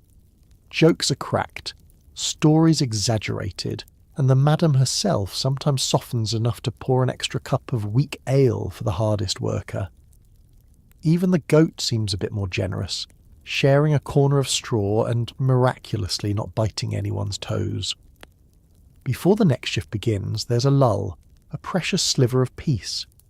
Some people doze in the corner, others sneak out for a bit of sun, and a few ambitious souls set about patching up whatever the night broke. The morning after is a reminder. Life in a medieval brothel is never easy, often bruising, but somehow always survivable, and with any luck, the stew will be rat-free, at least for today. Occasionally someone actually falls in love in a brothel. This is universally regarded as a terrible idea, but that doesn't stop anyone from trying. Expect heartbreak, dramatic declarations, and at least one song about lost love. Let's set the record straight. Love in a medieval brothel is less storybook romance and more cautionary fable. This is not the place where prince and pauper ride off into the sunset. It's the place where you learn that the only thing more fleeting than your wages is the promise whispered after 3 cups of ale and a hard day's work. Still, hope springs eternal, even in a house built on secrets and staged smiles. The classic tale goes like this. A newcomer arrives, nervous and wide-eyed, convinced they'll keep their hearts safe. Maybe it's a travelling poet with a knack for a tragic verse, or a merchant's son determined to rescue a fallen angel. For the first few nights, everything seems magical. They leave love notes tucked under straw mattresses and sneak extra treats from the kitchen. Suddenly, every song in the common room is about doomed lovers, and even Brutus the dog looks embarrassed by the moon-eyed sighing. The object of affection is always a brothel worker, tough as old boots, clever as the madam herself, and politely unimpressed by romantic gestures. Flowers are rare, and when they do appear, they're usually snatched from the herb garden or filched from a churchyard. One worker still brags about the time a customer serenaded her with a borrowed lute. Out of tune, in the rain, and interrupted halfway through by the goat. Everyone knows it's a bad idea, but that's never stopped anyone. There are always dramatic declarations by candlelight, secret rendezvous behind the ale barrels, and, inevitably, a public spat when reality sets in. Sometimes a customer gets so carried away, they propose marriage right there in the main room, usually after the fourth cup of wine, and often with the wrong Marjorie. It's a brothel tradition to accept, at least until the morning after, when both parties sober up and discover that real life is not a ballad. And yet real affection does develop now and then, a shared joke, a knowing glance, a whispered promise to split the tips on a busy night. These quiet romances are less about destiny and more about survival. In a world where trust is as rare as clean laundry, a true companion is something to hold on to, even if only for a little while.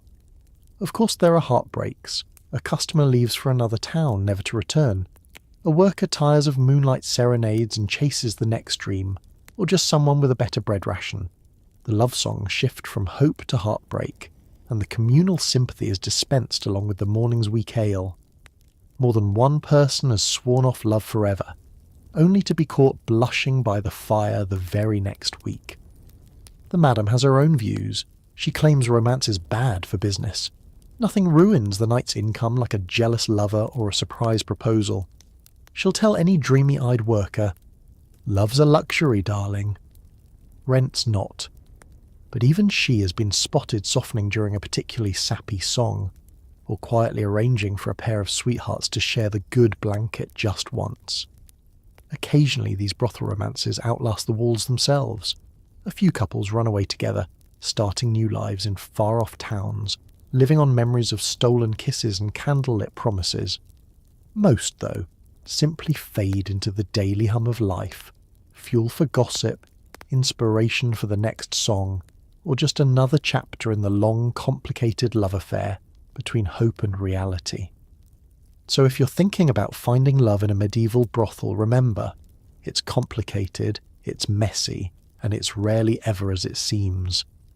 But for a few precious hours, even the hardest hearts can be softened by a good song, a soft word, and maybe, just maybe, a promise kept until sunrise. Buttons are rare, laces are everywhere, and every night someone gets stuck, tangled, or accidentally undressed in front of the wrong customer. The brothel handyman is in high demand. Welcome to the wardrobe wars, where the greatest hazard isn't what's in the pottage, it's what's holding your tunic together. In a medieval brothel, the dress code is a patchwork miracle barely clinging to dignity by a series of strings, knots, and hope. Buttons, those marvels of modern convenience, are almost mythical here. If you spot one, odds are it's holding together the madam's favourite cloak or has been sewn on for pure decoration, admired from a distance but never actually used. Instead, it's all about laces, long, unpredictable, and always ready to betray you at the worst possible moment. Each shift starts with the familiar routine, someone cursing at a stubborn knot, another worker frantically hunting for a missing shoelace, and Marjorie, yes, that Marjorie, expertly rethreading her stays for the 5th time this week. If you think tying your shoes is tricky, imagine corsets with strings long enough to trip over, waistcoats that require a friend's assistance, and shifts that seem to develop new holes with every wash. There's a running joke in the house that the fastest way to end up undressed isn't with a customer, it's by losing a wrestling match with your own clothing. Laces tangle in hair, catch on furniture, and occasionally unite in a conspiracy to pull apart your entire outfit with one wrong move. Accidental flashes are a nightly event, met with laughter, sympathetic applause, or, if the timing is particularly unfortunate, a hasty dash behind the nearest curtain. Spoiler, there are never enough curtains. The brothel handyman is a local legend, part tailor, part magician, and part saint. Armed with an assortment of needles, strong thread, and the patience of someone who has seen it all, he spends his evenings patching elbows, mending seams, and untangling knots that look more like ancient maritime puzzles than functional fashion. He is also the unofficial keeper of spare laces, an invaluable currency when yours inevitably snaps right before a busy night. Sometimes the malfunctions are minor. A shift that slips a little too low, a stocking that refuses to stay up, or a petticoat that threatens to migrate south every time you sneeze. Other times, it's full-blown chaos. Laces that unravel at the worst possible moment, sending sleeves flying and skirts collapsing. There's the infamous tale of the Great Trousers incident, in which a new apprentice, eager to impress, found herself literally tripped up and landed head-first in the communal stew. Her dignity survived, but her shoes did not. Customers, too, are not immune. After a few rounds of ale, more than one visitor has gotten hopelessly entangled, requiring rescue by a worker who's trying very hard not to laugh. There are also the show-offs, the ones who insist they can untie anything with one hand. They rarely succeed. Instead, they end up red-faced, wrestling with a stubborn bodice while the room takes bets on which will give out first, the laces or their patience. Everyone develops their own coping mechanisms. Some pre-tie tricky knots before their shift. Others swear by lucky laces, often just the sturdiest piece of string in reach. And the more seasoned workers have mastered the art of the quick change, ducking behind a strategically placed screen and emerging moments later, fully reassembled, hair and composure mostly intact. Despite the nightly chaos, there's a certain camaraderie in the wardrobe struggle. Helping a friend lace up swap tunics or recover from a catastrophic slip is just another part of life here. A ritual as familiar as counting coins or dodging Brutus the dog. Laughter, eye rolls, and the occasional boast about having gone an entire week without a wardrobe malfunction are the bonds that hold the place together, even when the clothes don't. So if you ever find yourself in a medieval brothel, remember, never underestimate a humble lace, always befriend the handyman, and know that modesty is optional, but a sense of humour is absolutely essential. Not everyone here is above a little side hustle. Keep an eye on your purse, your shoes, and your breakfast. If something goes missing, check under the dog. The medieval brothel is not a place for the naive or the trusting. It's a swirling mass of opportunity, desperation, and, let's be honest, sticky fingers. The only thing more common than a bad case of the sniffles is the sudden disappearance of whatever you foolishly left unattended. Everyone has their angle. In a house filled with low wages, high debts, and too many mouths to feed, a little creative redistribution of wealth is just part of the nightly routine. First rule of survival, guard your purse like it's made of gold, even if it only contains a single copper and a button you swear will be lucky one day. The moment you turn your back, that purse could grow legs and walk off on its own. Most brothel workers tie their money bags to their waist, then hide them under a second layer of clothing, then sit on them for good measure. There are stories about a legendary thief who once managed to steal a coin pouch tied around a customer's neck while he was still awake. Shoes are another hot commodity. You'd think nobody would bother with a pair of battered boots that smell like last week's pottage, but in the brothel, footwear is as good as currency. A decent pair can be sold, traded, or, if you're very lucky, used as a bribe to get out of kitchen duty. The cleverest thieves swap out shoes with ones a size too small, leaving the original owner to puzzle over whether they've suddenly grown or just been the victim of the world's least satisfying con.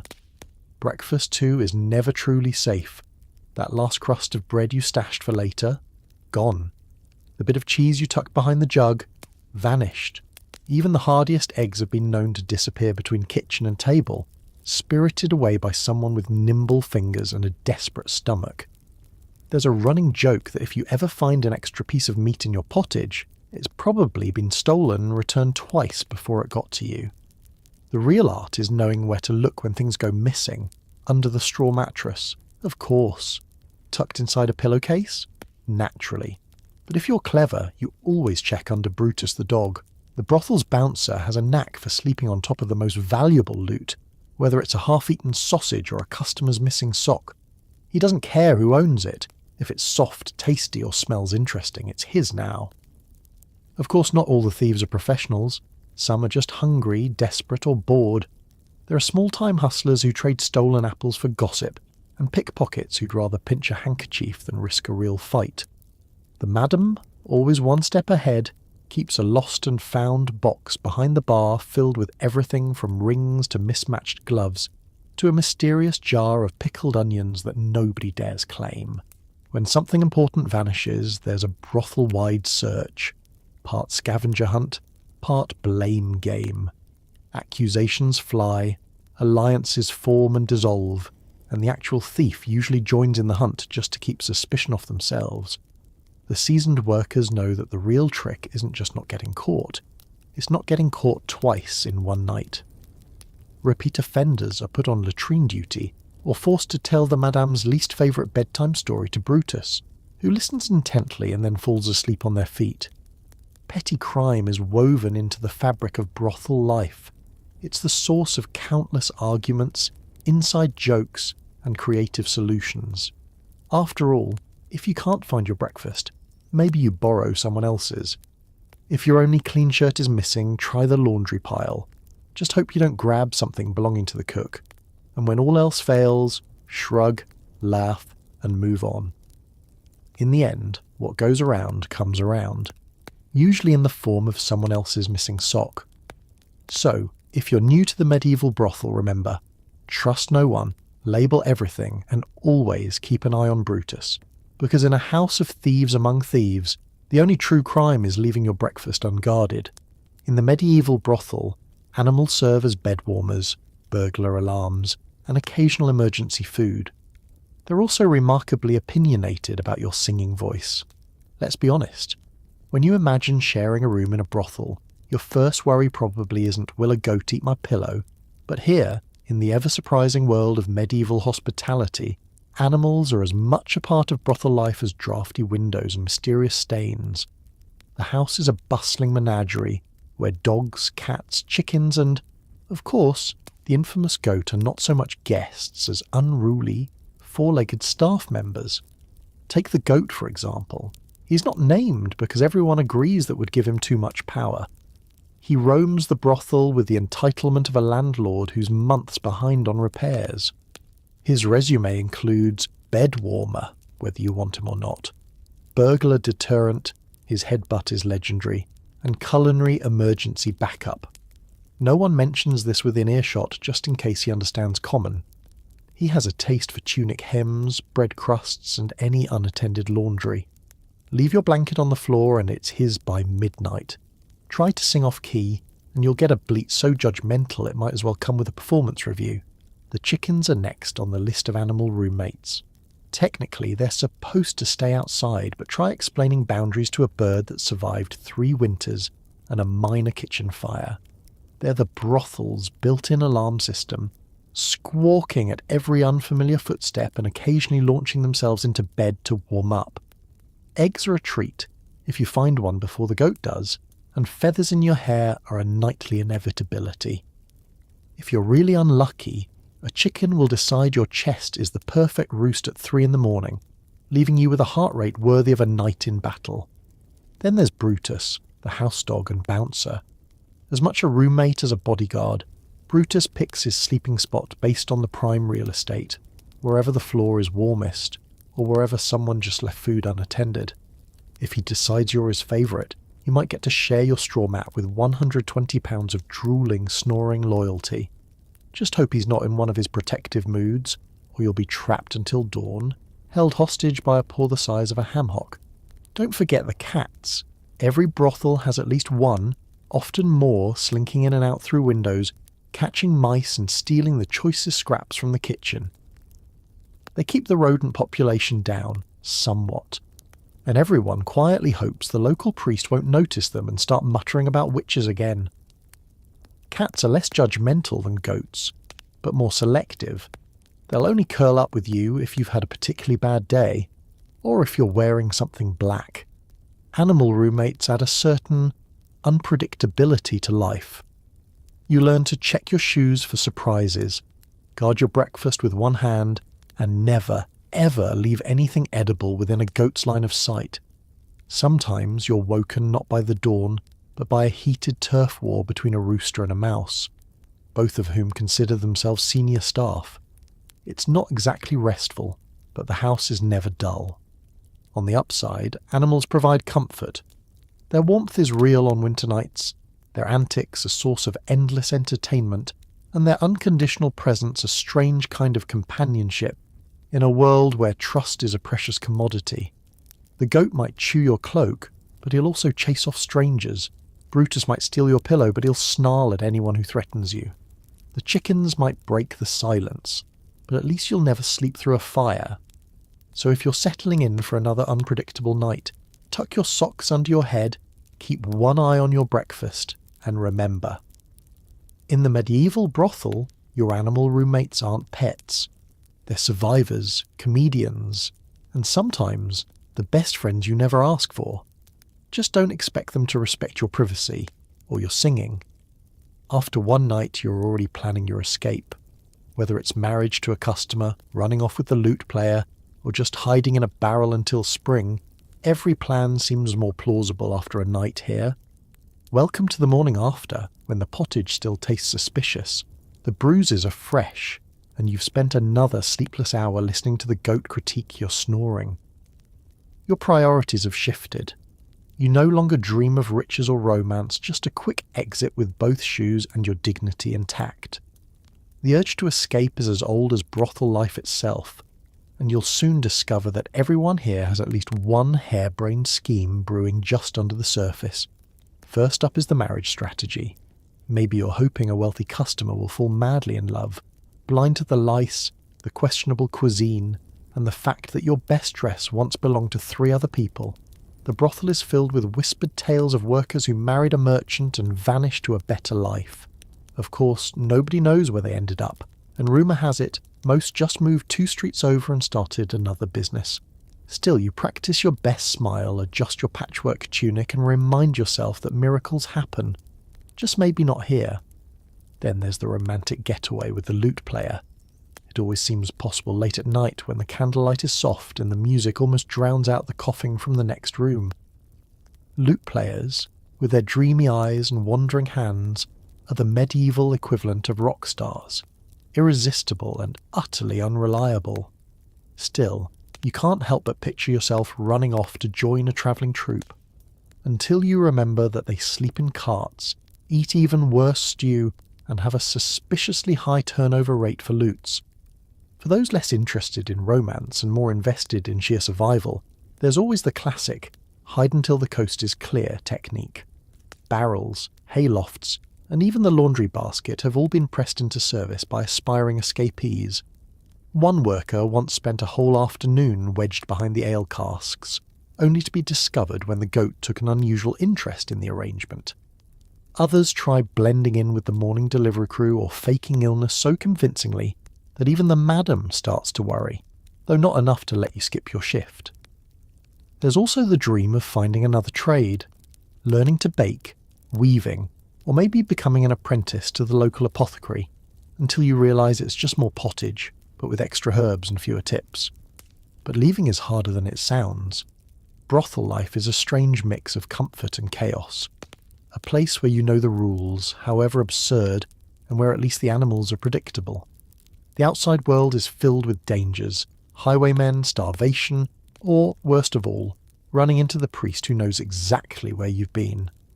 Of course, the most daring plotters consider a group escape. The plan goes something like this.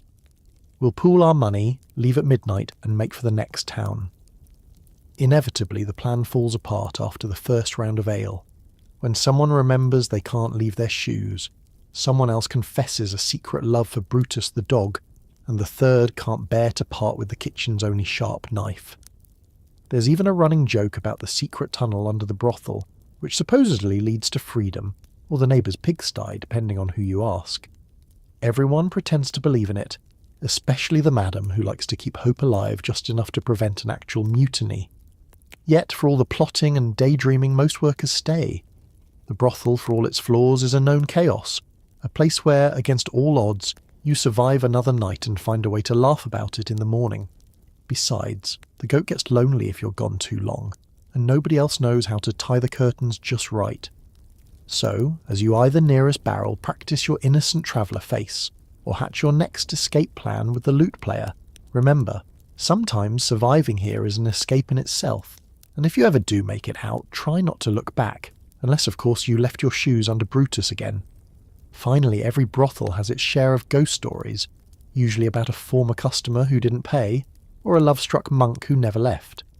If you hear whispering in the night, it's either a ghost or just the rats holding a council meeting. It's late. The candles are sputtering, and the ale is running low.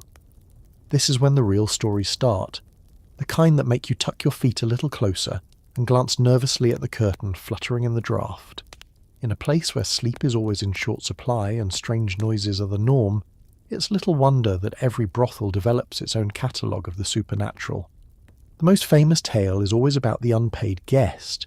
He's described in different ways, sometimes a swaggering merchant, sometimes a bashful farm boy, sometimes a nobleman who thought he could skip out on his bill. The details change with each telling, but the ending never does. He vanishes into the night, owing a handful of silver, and is cursed to wander the halls forever, rattling his empty purse and sighing about a misunderstanding with the madam. Some say you can still hear the faint jingle of his coins on stormy nights, or spot a shadowy figure lurking near the chamber pot, forever searching for a lost boot. There's also the legend of the love-struck monk who visited for a bowl of stew and never left. The story goes that he fell so hopelessly in love with a worker named Marjorie, there's always a Marjorie, that he lingers still, whispering prayers and sweet nothings from the dark corners. He's blamed for every unexplained draught, flickering candle, and missing loaf of bread. If you ever find your blanket tugged just as you're drifting off, it's probably not the goat this time, it's the lovesick ghost, making sure no one ever gets a full night's sleep. Other spirits are less sentimental. The weeping lady is said to haunt the attic, eternally mourning a lost romance or maybe just her last paycheck. Workers say she appears only on the coldest nights, bringing with her a chill so sharp it freezes the morning pottage. No one goes to the attic alone, and if the cat hisses at the ceiling, everyone decides it's a fine night to sleep downstairs. Then there are the mischievous poltergeists blamed for every wardrobe malfunction, missing sock and unexplained puddle on the floor. Some swear the spirits play tricks, switching shoes, moving coins, or hiding the key to the strongbox just as the madam goes to count the night's takings. The cook claims her best ladle is cursed, always turning up in the strangest places, under the dog wedged in a bed frame, or once in the stew itself. Not every haunting is scary.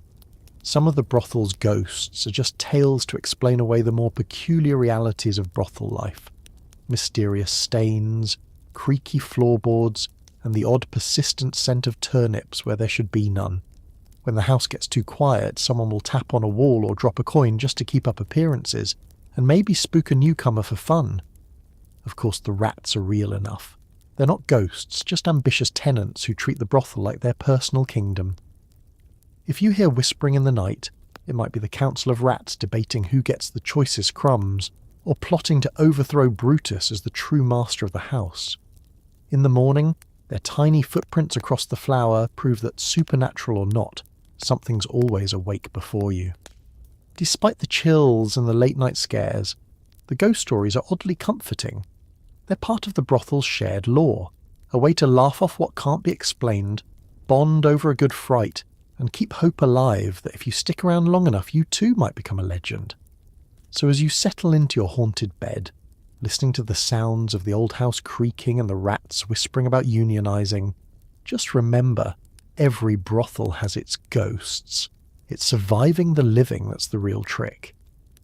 Birthdays in the brothel are a rare luxury, mostly an excuse for a slightly bigger slice of bread and a cup of special ale that's just the usual stuff with a wilted sprig of mint.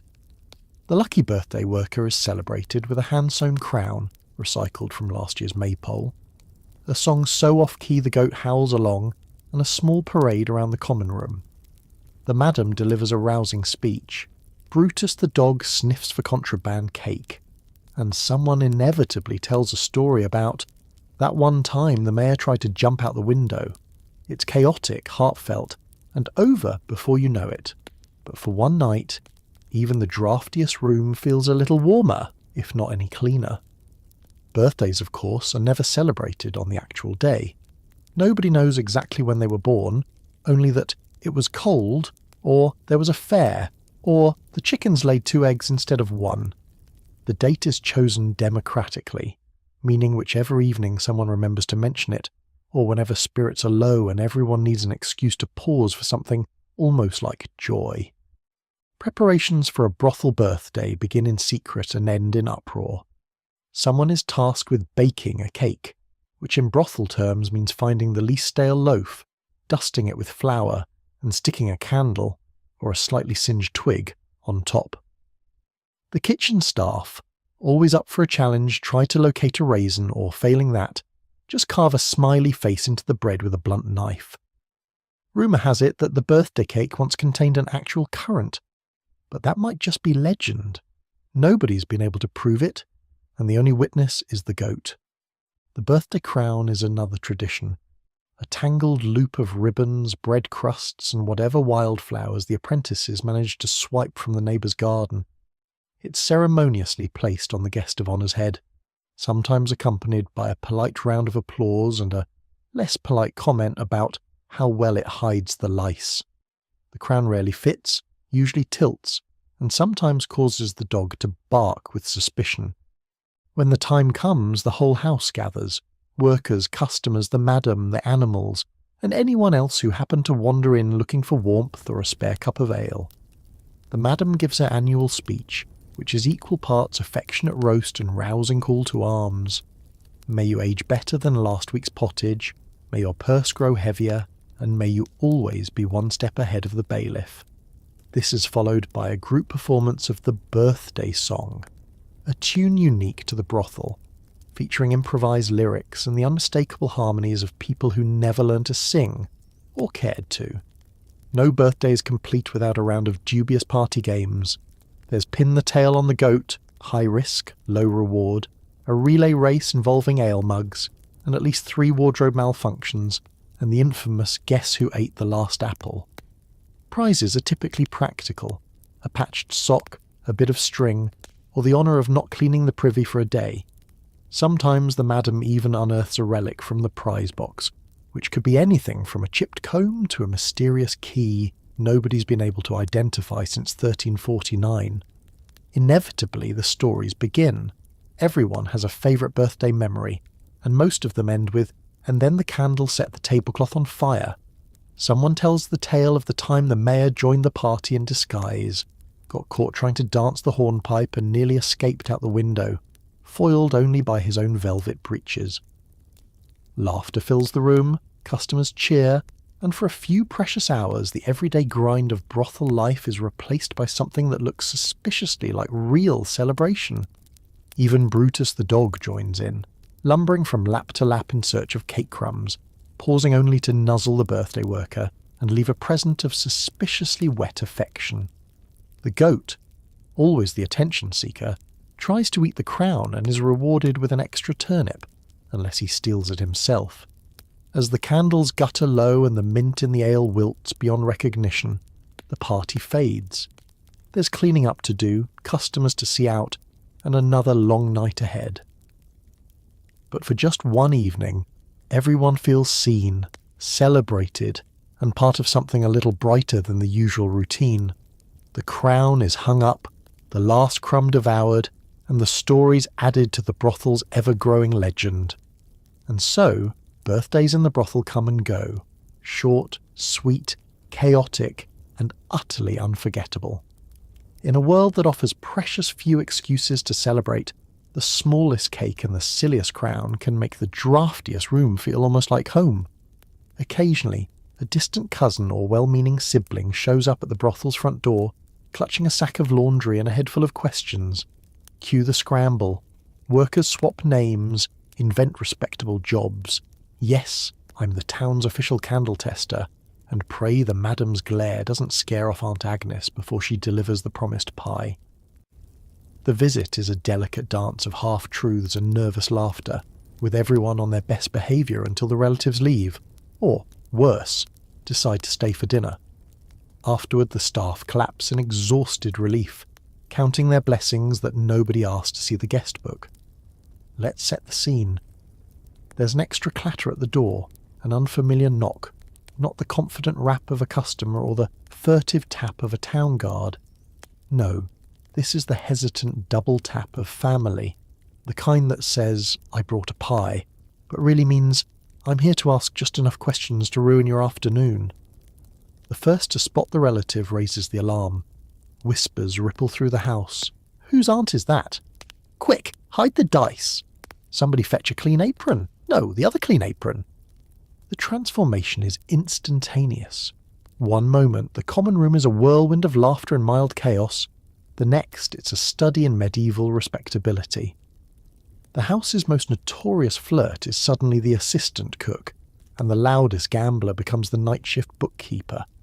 Even Brutus, sensing the change in atmosphere, assumes his most dignified sprawl, all 4 legs arranged neatly, head high, until the aroma of pie reminds him of his true priorities.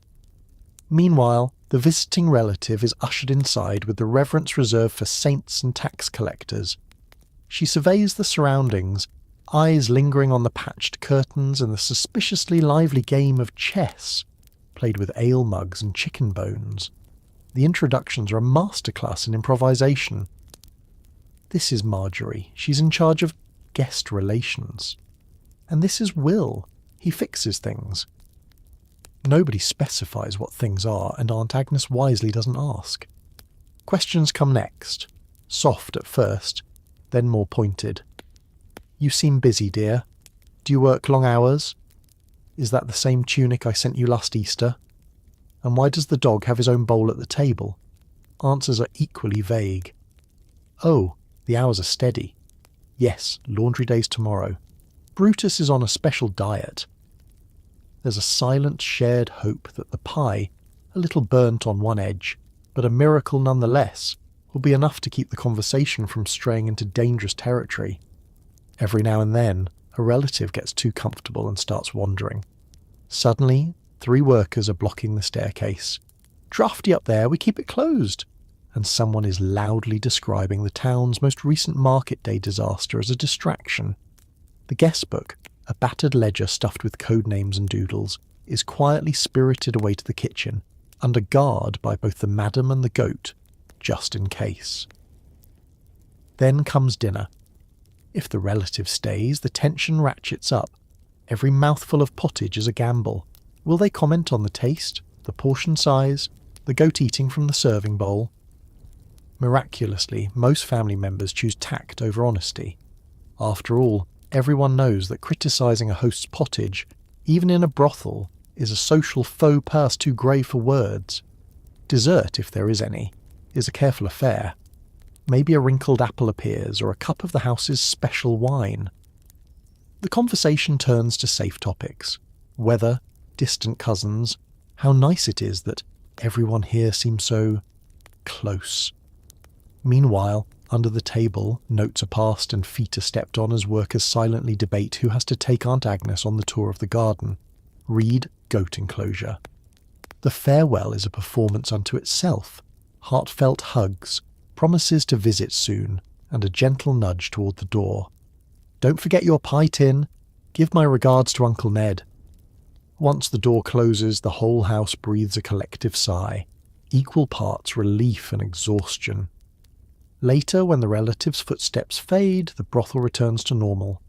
Laughter resumes, the chess pieces revert to their true function as drinking tokens, and the pie crumbs are picked clean by Brutus and inevitably the goat.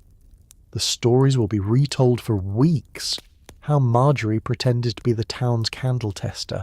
How Will almost gave away the game with an offhand comment about the mayor's doublet. How Aunt Agnes asked why so many people here share the same last name. It's just a very common name, Auntie. Family visits are always awkward, occasionally disastrous, and ultimately bonding in their own ridiculous way. And if nothing else, at least everyone got a slice of pie and a fresh batch of stories for the next round of gossip. The brothel isn't the only game in town. There are rival houses up the street, each with their own madam, their own rules, and their own fierce loyalty to their chosen brand of cheap perfume. Competition is cutthroat and mostly petty.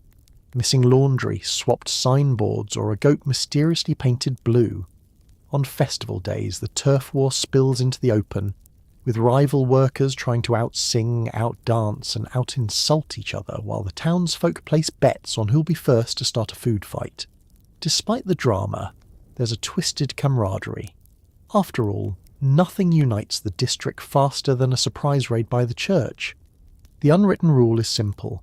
The market's not big enough for everyone to thrive, but it's just large enough to sustain an endless series of mildly inconvenient acts of sabotage. Your house might have the best stew or the softest straw, debatable, but next door claims to have the best service with a smile, and fewer goats inside the bedrooms. Competition never truly sleeps, especially when coin purses are thin and rumours are thick as the town fog. Take the infamous signboard swap, for example. One foggy morning, our house woke up to find our battered wooden sign missing, replaced by a plank promising spiritual cleansing and honest fun. Ask for Sister Agnes. Meanwhile, 3 streets away, the rival house discovered their sign, now sporting a moustache, a questionable drawing, and hastily painted slogan, "All chickens welcome." For days, confused customers wandered from door to door, unsure whether they'd find a night of pleasure or a sermon about repentance. Laundry is another front in this silent war. If your socks go missing, don't blame the goat. Check next door's washing line. Rival houses are notorious for borrowing undergarments, tunics, and especially the good aprons. Nothing sows discord faster than finding your best petticoat paraded past your own window, now sporting someone else's perfume, and a suspicious patch where your name used to be. Petty pranks are the bread and butter of brothel rivalry. Once, a rival sent over a basket of welcome apples, each one hollowed out and stuffed with pickled onions. Our reply was swift. We filled their privy with a sack of frogs and hung a banner reading, "For a riveting good time, visit next door." Even Brutus the dog got involved, sneaking across enemy lines to steal sausages during a rival's house feast, then returning home with a string of links and the air of a conquering hero. The festival season, however, is when the rivalry reaches its dramatic peak. The streets become a stage for open competition, with rival workers lining up on opposite sides, armed with nothing but loud voices, questionable choreography, and slightly off-key instruments. The sing-off is legendary. Each side tries to drown the other out with bawdy ballads, and boasts about the softness of their beds, or the discretion of their staff. Dancing contests quickly devolve into comic pantomimes. Who can balance a bread roll on their head, who can juggle the most onions, or who can get the crowd laughing hardest at the rival house's expense. Of course, pranks escalate. There was the year someone dyed a rival's goat bright blue, a colour that lingered for months, much to the poor animal's dismay and the neighbourhood's amusement.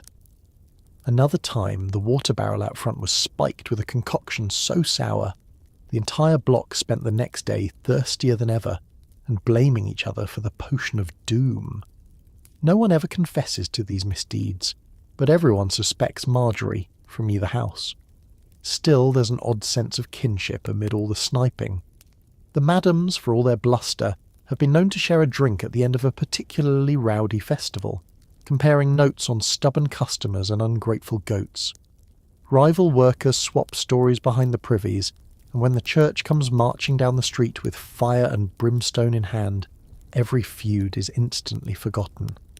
Suddenly, everyone is family, united by a shared goal, hiding the best customers, scrubbing suspicious stains, and pretending for one glorious hour that nobody has ever painted a goat. Because in the end, a turf war is just another part of the job. Petty pranks, stolen laundry, and the occasional food fight keep the boredom at bay. And while rivalries may smoulder all year long, nothing forges bonds faster than surviving a crackdown, together against the world and always ready to plot the next blue goat. Every few months, a new apprentice arrives, wide-eyed and clutching their best and only tunic. Their initiation is a blur of confusion, learning the house rules, dodging Brutus's tail, and realizing that cleaning duty means chasing chickens off the stairwell. Older workers share dire warnings: never trust the soap, never sit on the good chair, and absolutely never ask what's in the pottage. By midnight, the apprentice is knee-deep in spilled ale, half-dressed customers, and more advice than they'll remember by morning. Survive your first night, and you might just make it to payday, assuming you still want to. Let's start with arrival. The apprentice is greeted with a chorus of dubious enthusiasm from the regulars, and a suspicious sniff from Brutus, who seems to know when someone's new, and nervous enough to drop their bread crusts. They're shown to a room that's really a glorified storage corner, complete with a straw-stuffed mattress, a single moth-bitten blanket, and a wardrobe consisting of whatever's in the laundry pile and doesn't currently walk away on its own. Training begins immediately. The madam runs through the house rules in a tone that brooks no nonsense. No free samples, no credit, no feeding the goat after dark, and if you hear singing past midnight, stuff your ears and run. The list grows longer as the older workers chime in, each adding their favourite cautionary tale. Beware the draughty window, the latch bites.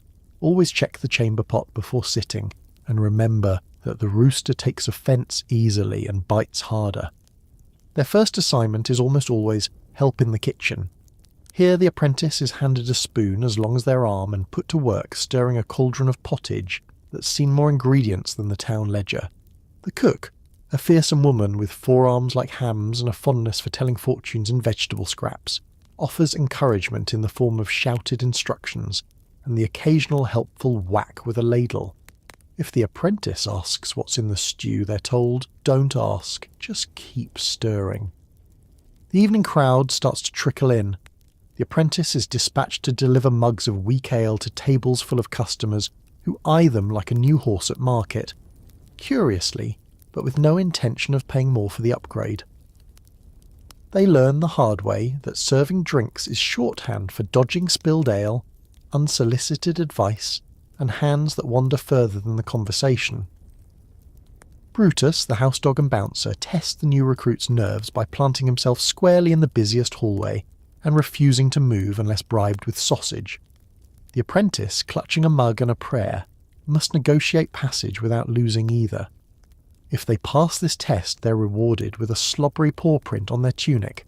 Consider it a badge of honour. It's not long before the real chaos hits. Someone drops a tray of bread, a chicken escapes the pantry, and a regular decides now is the perfect time for a song, despite the no singing after midnight rule.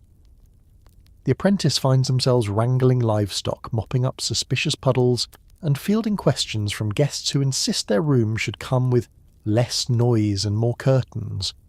The older workers shout encouragement and occasionally duck behind the apprentice to avoid a particularly rowdy patron. Midnight arrives in a blur of exhaustion, confusion, and stray feathers.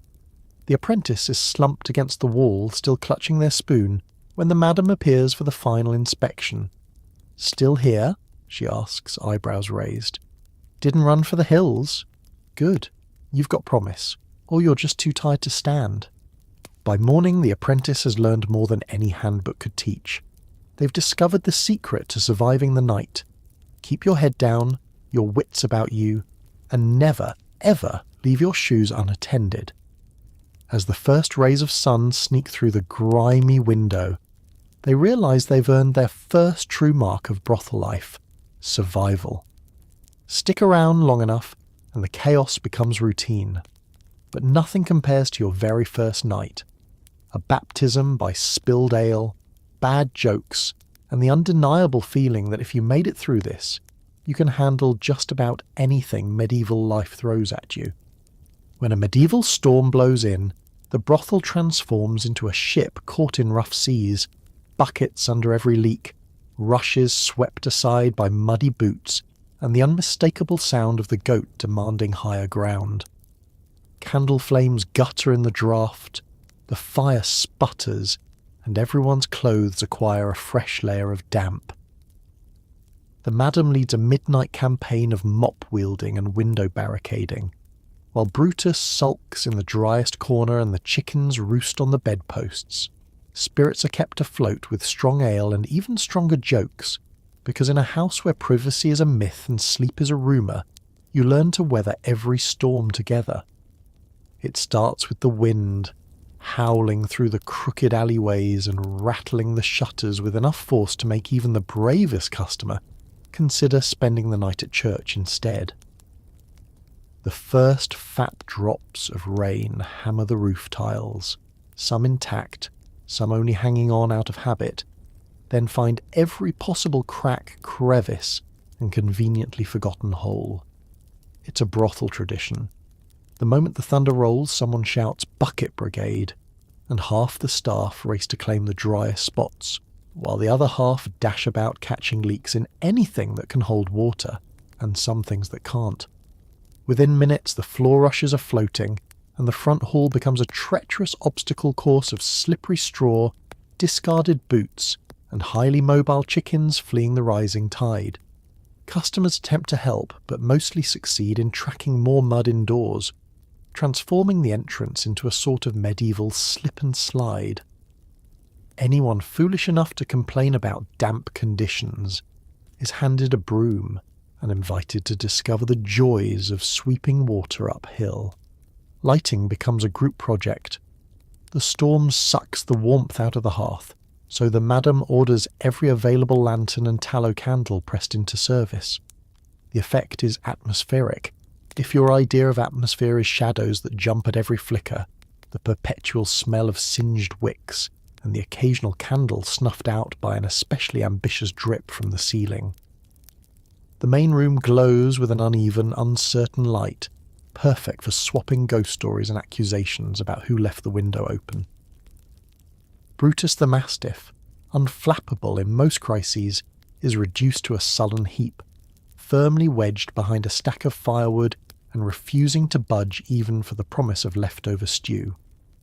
The goat, on the other hand, sees disaster as opportunity and immediately scales the furniture, taking up residence on the highest bed available. He surveys the chaos below with all the smugness of a king safe on his throne, occasionally rewarding the staff with a mournful bleat if his bedding gets damp. Upstairs, sleeping arrangements turn into a full-contact sport.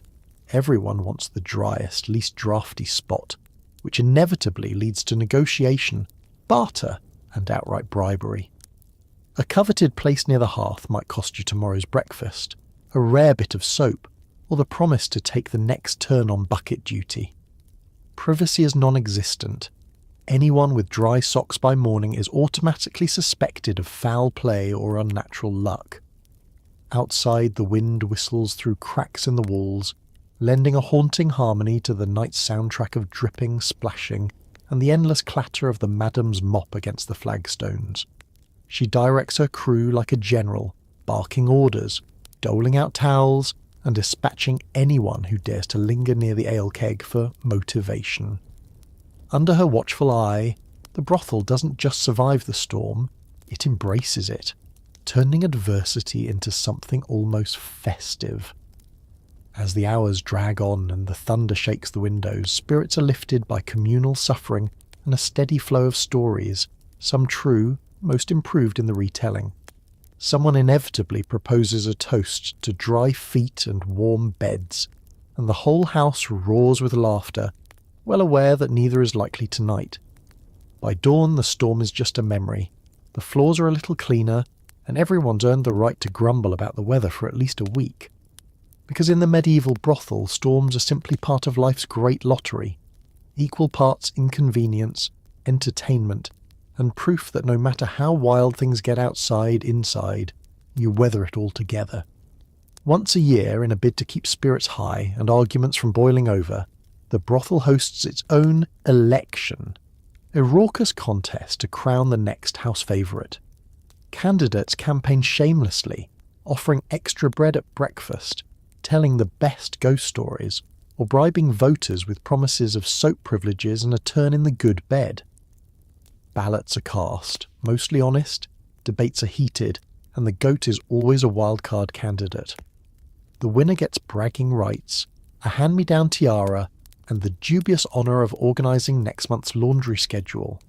It's democracy, medieval style, messy, loud, and just like everything else in the brothel, more fun if you don't take it too seriously. Election season starts as soon as the leaves turn or someone gets bored, whichever comes first. There's no set calendar, just a consensus that it's time for a distraction from the day-to-day grind of pottage, patchwork repairs, and the latest outbreak of the sniffles. The madame claims it builds camaraderie. Skeptics say it's just a way to see who can survive a week of non-stop flattery and mudslinging. Either way, the house perks up the moment someone pins last year's faded sash on the wall and announces their candidacy. Candidates emerge from every corner, some expected, others wildly optimistic. There's always the reigning champion, desperate for a second term, mainly to avoid laundry duty, and the underdog, who's determined to win with nothing but wit, charm, and a secret stash of dried apples for bribery. Occasionally, an ambitious apprentice throws their hat in the ring, only to discover too late that popularity contests require both a thick skin and an even thicker portfolio of funny stories. Campaigning is, as you'd expect, pure medieval spectacle. One candidate might wake up early to fetch fresh rushes for everyone's bedding, then spend the day reminding you who did it. Another hosts impromptu debates in the common room, grilling opponents about their stance on stew ingredients, curfew times, and whether the rooster should be allowed to sleep inside. Handbills are out of the question. Paper is too expensive, so each hopeful instead announces their promises at full volume, preferably when the madam is within earshot. Bribery is practically required. Promises fly thick and fast. Vote for me and I'll sneak you the best bit of cheese.